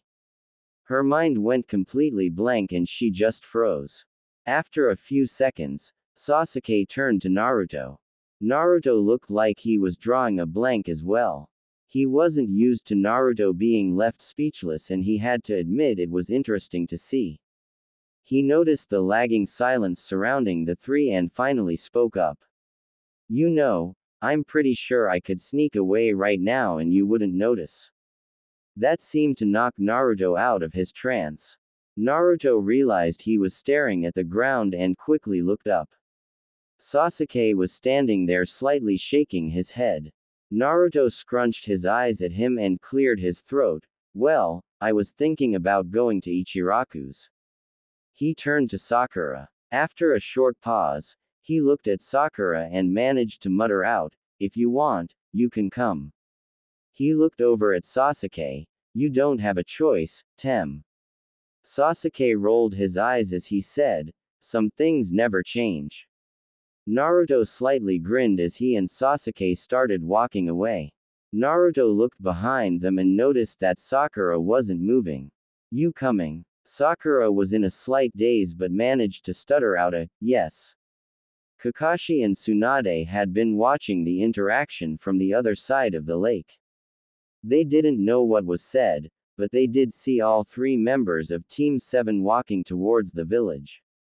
Tsunade turned to Kakashi, is it just me, or do Naruto and Sasuke almost look like they used to when they were kids? Kakashi was covering his Sharingan as he turned to answer, no. There's definitely a familiarity between the two. Kakashi started pensively looking out over the lake. Shikamaru noticed that Kakashi was thinking way harder than he usually did. What are you thinking? Kakashi turned to Shikamaru and Tsunade. When I first saw Sasuke standing with Naruto at the office door, I thought he was going to cause nothing but trouble for the village. Shikamaru looked at Kakashi. He might still cause nothing but trouble for the village. Maybe, but I think he could possibly have an overall positive impact while he's here. Tsunade put a hand on her chin. You're talking about Naruto. Yes. Sasuke has only been here a little over an hour and Naruto is acting somewhat rashly, like he used to.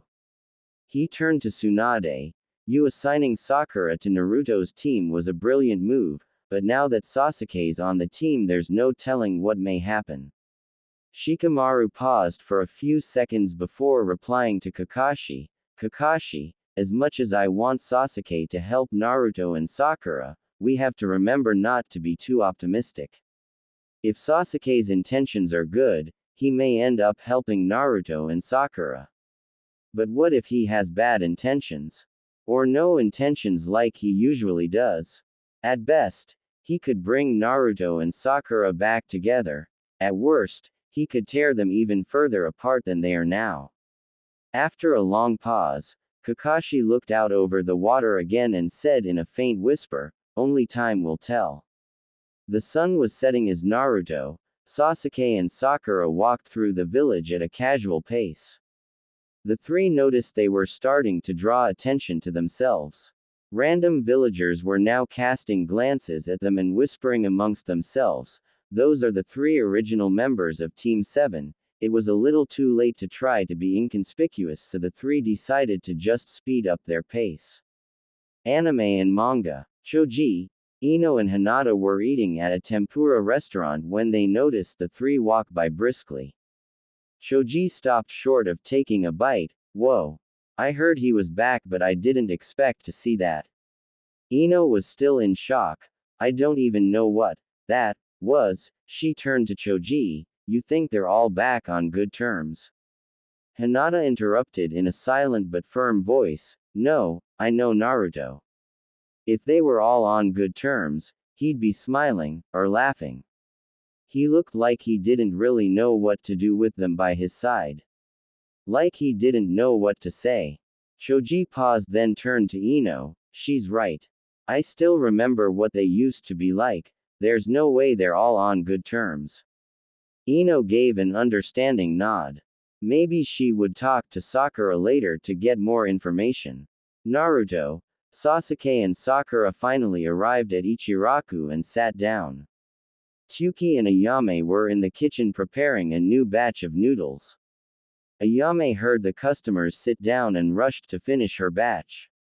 After a few seconds, she rushed out of the kitchen with a smile. What can I get you guys? Then she noticed that it was all three members of the former Team 7 who were sitting at the bar. Dad, I think you'll want to see this. What is it, Ayame? Tsuki inquisitively peeked out of the kitchen. An expression of shock crossed his face before he regained his composure. He knew that tensions were probably running high, so he wanted to help them relax a bit. Remembering old times, huh? Naruto took his ANBU mask off and placed it on the bar, then he looked at the broken team before replying, more like we needed to talk, but in any case, you know what we usually order. He managed a slight smile and Tsuki noted he was actually trying to be somewhat sociable. He had witnessed the change in Naruto after the war and was hoping that he'd one day see that kid who just really enjoyed eating his ramen. He smiled at the fond memories then turned to Naruto. You got it, boss. As the ramen was being prepared, there was an awkward silence between the three. Sakura was now a lot more cool-headed and had a lot of questions, but she didn't want to immediately start pressing the two for information, so she resolved to try to start some light conversation. She turned to Sasuke. So, how are the mountains? Grains and pasta. Rocky. Sakura slightly rolled her eyes then sighed as she thought about how hopeless her situation was. She wanted to talk to the two shinobi but she wasn't on speaking terms with one. and the other one wouldn't even hold a conversation. Then she heard something she hadn't heard in a long time. Naruto was giggling to himself. He had been so serious and grave the past few years, but now she saw a small sliver of his old self. Sasuke turned to Naruto. What's so funny? Naruto still wore a slight smile as he looked at Sasuke. I forgot about how you used to answer questions with one word. Sasuke grunted and turned back to look at some condiments on the bar. Sakura gave an affectionate smile as she savored the sight of a little bit of the old Naruto. Naruto noticed she was looking and turned to her. She had no idea what to do. Her cheeks suddenly turned a light shade of pink as Naruto and her were now looking directly at each other. After a second of looking into those blue eyes of his, she saw that his eyes weren't the vibrant blue they used to be. They were a pale, light blue. He looked like a man hardened by life. She didn't see the anger and rage she had been seeing the past few years, she just saw raw pain. She immediately wished she hadn't looked into his eyes and looked away. She always thought that Naruto was so strong, that he could bounce back from anything, but in that moment she saw that somehow, some way she had deeply scarred him. Her betrayal was the one thing he couldn't take. It broke him, possibly beyond repair. Naruto slowly turned away. There wasn't much to look at, so he just looked down at his fox-shaped ANBU mask. After a few minutes of silence between the three, Ayame came out of the kitchen. Dinner is served. The three nin expressed their thanks, said grace and started eating. Sasuke finished first and noticed that Naruto was eating with less enthusiasm than he used to. It's almost disturbing to see you eating like a normal human being. Thank the ANBU. Sasuke gave him a short glance and turned away to look at the condiments again. Sakura watched as Naruto slowly ate the ramen. She knew he was using the ANBU as an excuse. The real reason he was eating with so little enthusiasm was because of the pain she had caused him. Did you come here with us just to ask me about the mountains? Sakura got knocked out of her thought process and saw Sasuke giving her a blank stare as he waited for an answer. She was caught off guard, again. She decided she better take a deep breath and try to ask the best question she could think of. It was as if all the questions she had been thinking about spilled out at once. What exactly is going on here? What's all this business with the sound? And what does it have to do with you? Naruto and Sasuke looked at each other. Then, after a short pause, Naruto put down his chopsticks and turned to Sakura. The scroll we intercepted on our mission ended up containing crucial information. It was a communication between the sound and the rain. But it wasn't any communication, it was a communication confirming a future offensive against the leaf and possibly the sand. Sakura's eyes widened at the news. In the communication, the rain's new leader was declared to be Sasuke. Sakura started leaning closer in after that. Her shock was apparent. When we ran into Sasuke, he was on his way to try to clear his name. He claims he has nothing to do with this alliance. I'm filling the team in tomorrow at the training session. After sitting there in stunned silence for a few seconds, Sakura thought about another question she had wanted to ask. A more personal one. She wanted to know the real reason they were fighting, not the cover-up they had gave the council. She wasn't sure how they would respond, so she asked in a rather silent voice, "What were you guys doing fighting each other?" Sasuke turned to her. "Weren't you at the training ground when Naruto was talking to Kakashi?" Sakura looked down and muttered out a silent, "Yes." She knew that he knew what she was really asking and he wasn't going to give an answer. Just then, Naruto finished his bowl of ramen. He stood up, picked up his ANBU mask that was on the bar, and turned to his former teammates.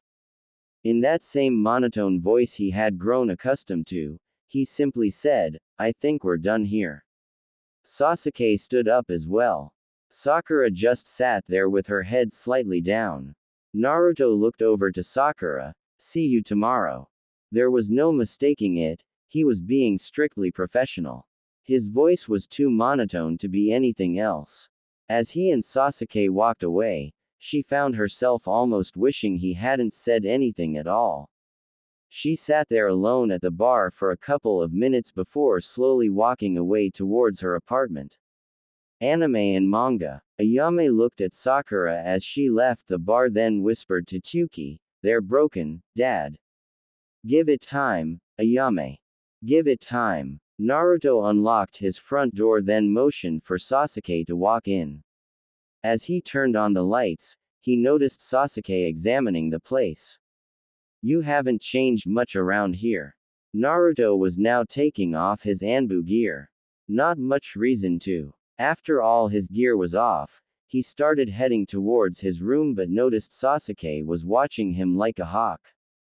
It felt as if Sasuke's eyes weren't looking only at his physical body but rather into his soul. He thought Sasuke would turn away after he got caught staring, but he just kept staring anyway. "Why are you looking at me like that?" Sasuke turned to him and in a serious voice stated, "The longer you take to fix things, the more it's gonna hurt." Naruto was taken aback but tried not to show it. He turned to Sasuke and said in the same monotone voice, "I never thought I'd be getting relationship advice from you of all people." Sasuke made sure to avoid his attempt at staying away from the topic of Sakura. "I saw you guys at Ichiraku's." Naruto paused for a few moments and then turned to Sasuke, "If you need a change of clothes, you can get some from the drawer in my room. I'm going to take a shower." Another Sakura dodge. As Naruto started walking towards his bathroom, Sasuke started walking towards the apartment door. "Where do you think you're going?" Sasuke replied in a monotone voice that matched the one Naruto had grown accustomed to. "To get some air. The air in here is pretty stale." Naruto scrunched his eyes in anger, but before he could say anything, Sasuke cut him off. "Naruto, you and I both know I have no intention of leaving the village, and if I don't want to be seen, I won't be seen." Naruto paused for 2 seconds, crossed his arms, and replied with a very sharp and curt, "Fine," then turned around and slammed the door as he went into the bathroom. Sasuke simply opened the door and walked out of Naruto's apartment. Sasuke was in no rush to get to where he was going, but he moved swiftly and silently through the rooftops to make sure he wasn't seen. Sakura had just finished taking a shower. She had on a flowery kimono and was drying her hair with a towel when she heard a knock at her door. She reached for the handle and pulled the door slightly open. She couldn't hide her shock as she saw Sasuke Uchiha standing in her doorway. Her mind started racing again. Why is he here? How is he here without Naruto? Does Naruto know he's here? Before she could think of any more questions, she heard Sasuke say in a firm voice, "We need to talk." She looked at that serious face and those piercing eyes of his before motioning for him to come in. She looked at him and in a soft voice said, "If you want, you can sit down." Motioning to a chair on the kitchen table. "I'll stand." She felt a little annoyed at his response. He had come to her house, not the other way around. The least he could do was show some manners. She remembered who was standing in her kitchen and felt some of the anger dissipate. She knew it wasn't personal. He always acted this way. She turned to him and said in a firm voice, "Where is Naruto?" "By now, probably getting out of the shower." She felt her cheeks start turning pink at the thought and turned away to some leftover tea that was sitting on the stove. Sasuke kept his usual blank stare although he noticed what had happened. After she regained her composure, she turned to him, "What does that mean?" "It means that when I left, he was about to take a shower." Sakura's shoulders dropped at how basic his answers were. She needed to figure out why he was here. She sat down and said in a slightly exasperated voice, "Why are you here, Sasuke?" "To ask some questions, mainly about Naruto." Sakura was slightly shocked, but then she thought to herself, "I should have known." She lowered her head a little then softly stated, "So you're here about Naruto?" "Yes." She looked slightly dejected as she thought about the fact that she had hurt Naruto so bad that Sasuke was getting involved. Sasuke was studying her expression but decided he better move the conversation along quickly. He was supposed to be with Naruto after all. How bad is it? Sakura kept her head slightly bowed, then after a long pause, she responded. After you guys fought, we came back to Konoha and he stopped talking to me. I tried to apologize, but I didn't really know what to say. The best I could come up with was, "I'm sorry." She was trying to avoid looking at Sasuke. I thought maybe he'd just forgive me and forget about it. I tried to joke around with him, like I usually did. After a short pause, she continued, "He wouldn't respond though. I stopped trying when one day I was going to give him a playful punch, like old times. He caught it. I never forgot that look in his eyes. It was a look that said we weren't friends anymore." Her eyes slowly started watering. "He hasn't said a word to me these past 3 years." For the first time in her life, Sakura saw Sasuke's face fill with pure shock as he realized the situation was far worse than he thought. As tears started running down her face, she started talking through the crying. "The last time he talked to me was yesterday. I grabbed his hand while we were outside the Hokage's office." She started full on crying as she yelled out her next sentence. "Do you know what he called me? Haruno-san." As she continued to sob, she said it again, but in a hushed voice, "Haruno-san." Sasuke just stood there as she was crying. He never really knew what to do in these situations, but he noticed a box of tissues on her kitchen table. He grabbed it then knelt down next to her holding out the tissues. She looked slightly surprised but graciously accepted them. Sasuke finally pulled out the chair next to her and sat down. His voice was soft and full of understanding. "Sakura, have you ever thought about why Naruto was, and is still, so cold with you?" "I mean really thought about it." She responded in a silent and noticeably detached voice, "Maybe because I betrayed him after all he did for me." Sasuke sighed then replied, "Or maybe it's because of how much he still loves you." Sakura kept her head bowed. "He doesn't love me." "Yes, he does." Sasuke watched as Sakura kept coldly staring at the kitchen table. He could tell she wasn't buying it.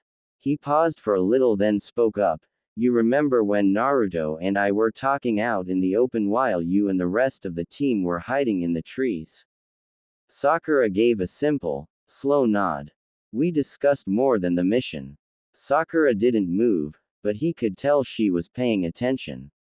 "I used my Sharingan." Sakura's head quickly spun around as she began to intently look at Sasuke.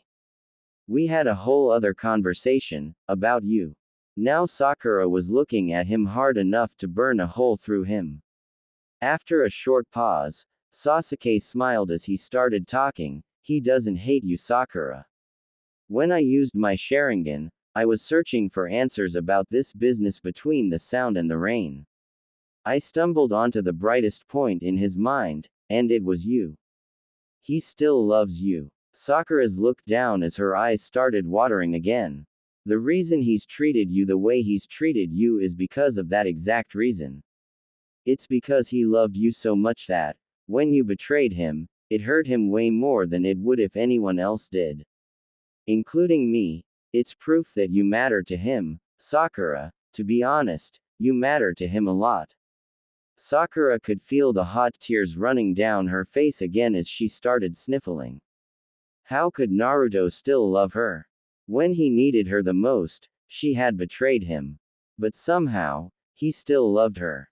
Sasuke decided he had better get going. He had said all that he needed to say. The main question he wanted an answer to had been answered and Sakura looked like she needed to be alone. He let out a small sigh as he stood up. "Goodbye, Sakura." He started walking towards the door when he heard Sakura ask him a question through some sniffles, "How did you do it?" He turned around. Do what? Fix things with Naruto. She looked down and said, you were only here for around an hour and you already had his complete trust by that point. Sasuke looked at the ground and actually gave a slight smile.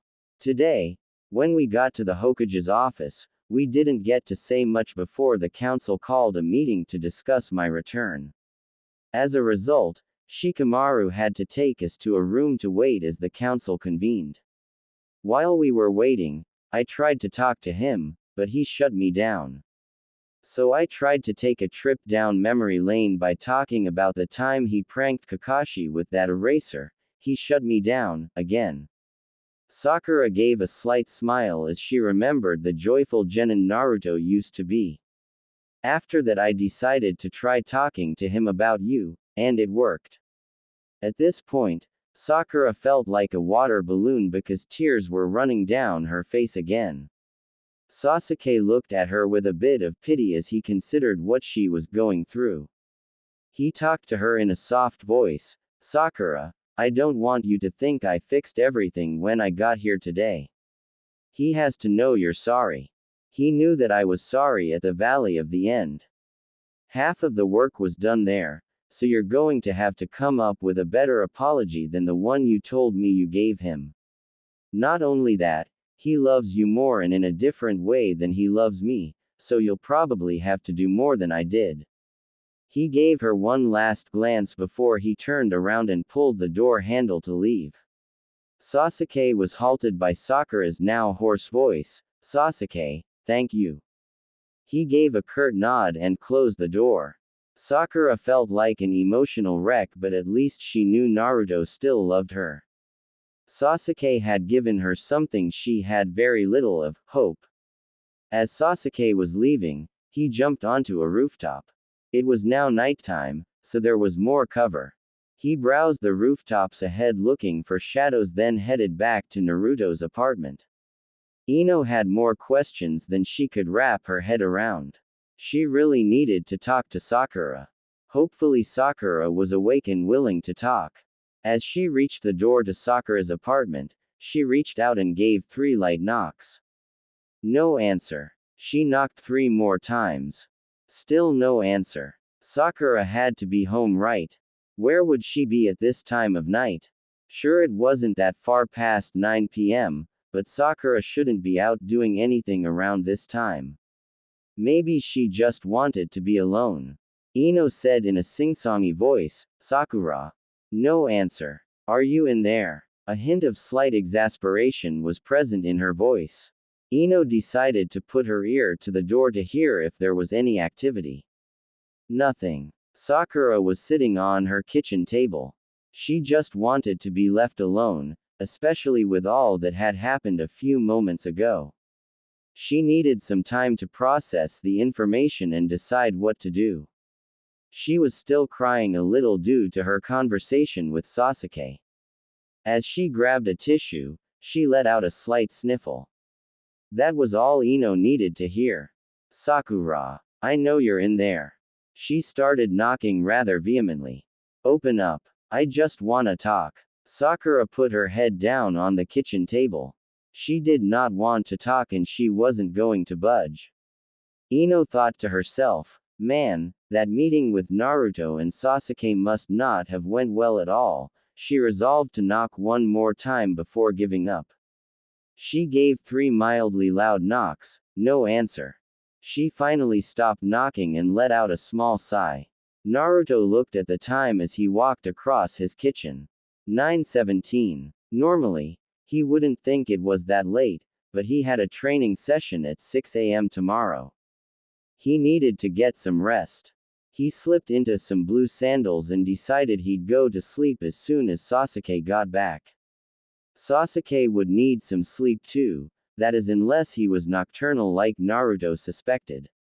He wondered if he was slightly crazy for letting him go out by himself, then he remembered the last thing Sasuke said before he left. Why did Sasuke have to pay so much attention to him and Sakura anyway? It wasn't his business, but then again, he was just trying to help. Naruto's thoughts were bouncing around from one way of thinking to another. He dropped down onto the couch, then yelled in a voice of exasperation, "Yuage! This is too confusing." He suddenly heard the laughing of a familiar voice. He scrunched his eyes with a slightly disapproving frown. He entered Kurama's chamber once more. "What are you laughing at?" Kurama was still laughing. Naruto crossed his arms in an almost pouting stance and Kurama finally stopped laughing. "I've watched you, and even been by your side, as you've fought many enemies. Orochimaru, Pain, the Akatsuki, Tobi, Madara, Sasuke, Kagaya and many others. But when it comes to Sakura, you can't seem to figure things out." Kurama was now resting his head on his arm as he looked down at Naruto. Naruto swiveled his head to the side as a sweet ball formed on the side of his forehead. "It's complicated, all right." Kurama was now serious. "More complicated than taking on some of the people I just mentioned." Naruto uncrossed his arms and looked down. "I don't know, maybe." Kurama looked with pity on the man who was now standing before him. "I don't think so, kid." He paused for a short moment, then continued. "Do you know what the difference is between when you fought all those people and this situation you're dealing with regarding Sakura?" Naruto was still looking dejected and didn't respond. Kurama could tell he was waiting for the answer though, so he spoke up. "When you fought all of those enemies, you always tried your hardest. You always gave it everything you had. I should know because I was there. And when you didn't have enough power to win on your own, you always had your friends to back you up. Those friends are still here, trying to help you right now." He paused before bringing his eye down to Naruto's level. "Don't let life situations change who you are, kid." Then Kurama put his head on his paws and shut his eyes. After Naruto processed all that Kurama had said, he let out a slight smile and whispered, "Thanks, Kurama." The fox simply smiled. Sasuke had just arrived outside Naruto's apartment. He was about to reach for the door, but suddenly stopped short and put his hand down. "There are very few people that can sneak up on me, Kakashi." Kakashi stepped out of the shadows and let out one of his trademark smiles. "I've got some experience in the sneaking up on people department." Sasuke gave him a blank stare then asked, "What do you want, Kakashi?" As much as Sasuke didn't want to admit it, he was slightly tired. It had been a long day and now Kakashi was making it longer. Kakashi had a copy of Ichi Ichi Paradise in one hand. He raised the other hand to his chin and looked up pensively before replying.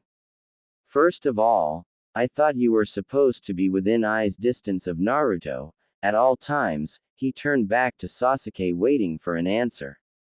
Sasuke looked out over the village as he replied. "Me and him both know I have no intentions of leaving the village. He let me go." "Did he know you were going to Sakura's?" Sasuke's head quickly swiveled over to Kakashi who was now reading a chapter of Ichi Ichi Paradise. Kakashi must have been watching him since he left Naruto's apartment. "Do you stalk people for a hobby?" Kakashi kept reading as he replied, "No, just the ones I care about." Sasuke gave a slight eye roll and said in a monotone voice, "What are you really trying to ask me, Kakashi?" Kakashi closed his book, put it in his pocket, then crossed his arms and turned to Sasuke. "At first, I thought you only cared about clearing your name, but then I noticed you seemed to actually be helping Naruto. When you got here, Naruto was completely closed off to anybody. I doubt that would change for you, so the only explanation left is that there was some effort on your part to restore your previous relations. Now I catch you going to Sakura's without his knowledge.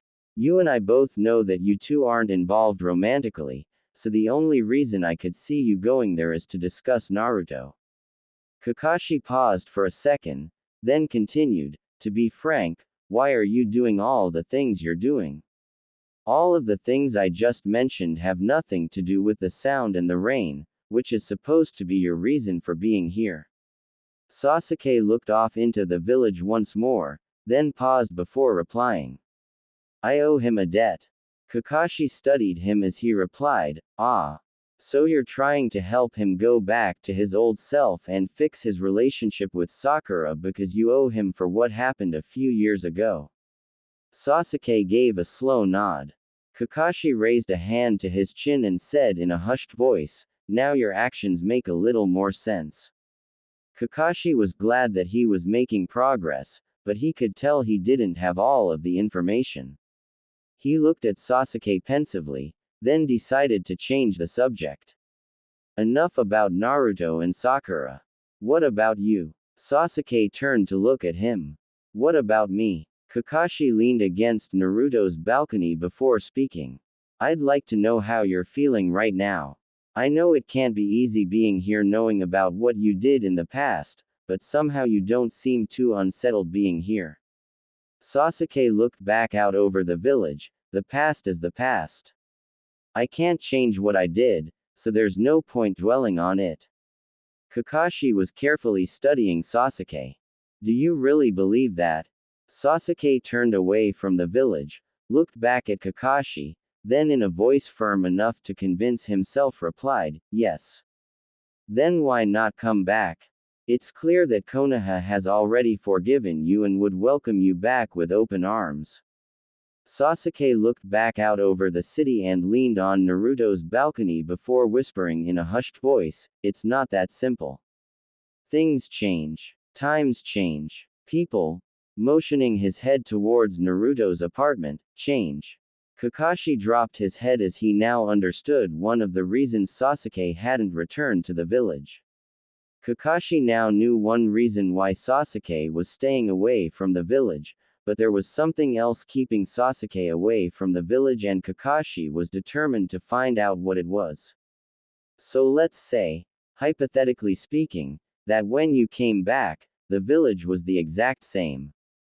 Naruto wasn't so unlike himself, Sakura wasn't so depressed all the time, etc.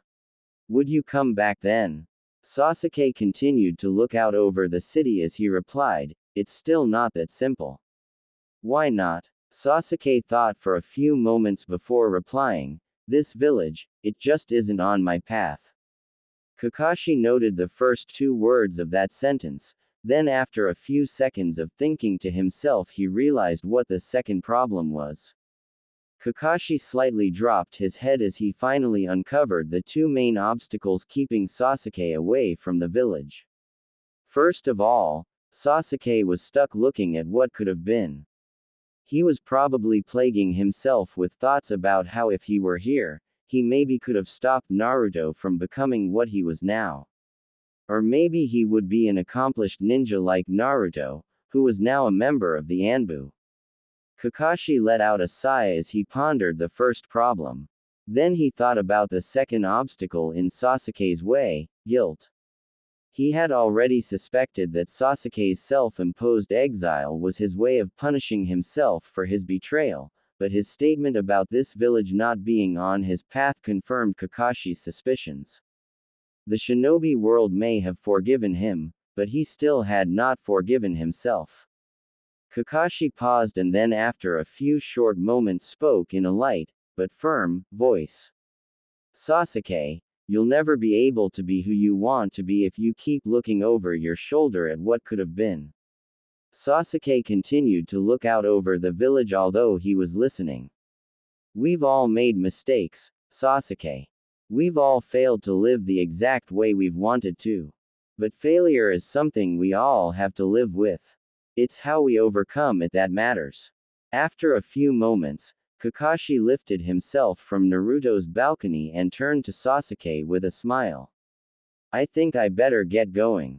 It's getting late, and if I know Naruto, you guys have an early training session.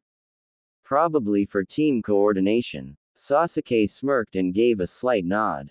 Kakashi jumped onto the balcony and got ready to jump off. See you around, Sasuke.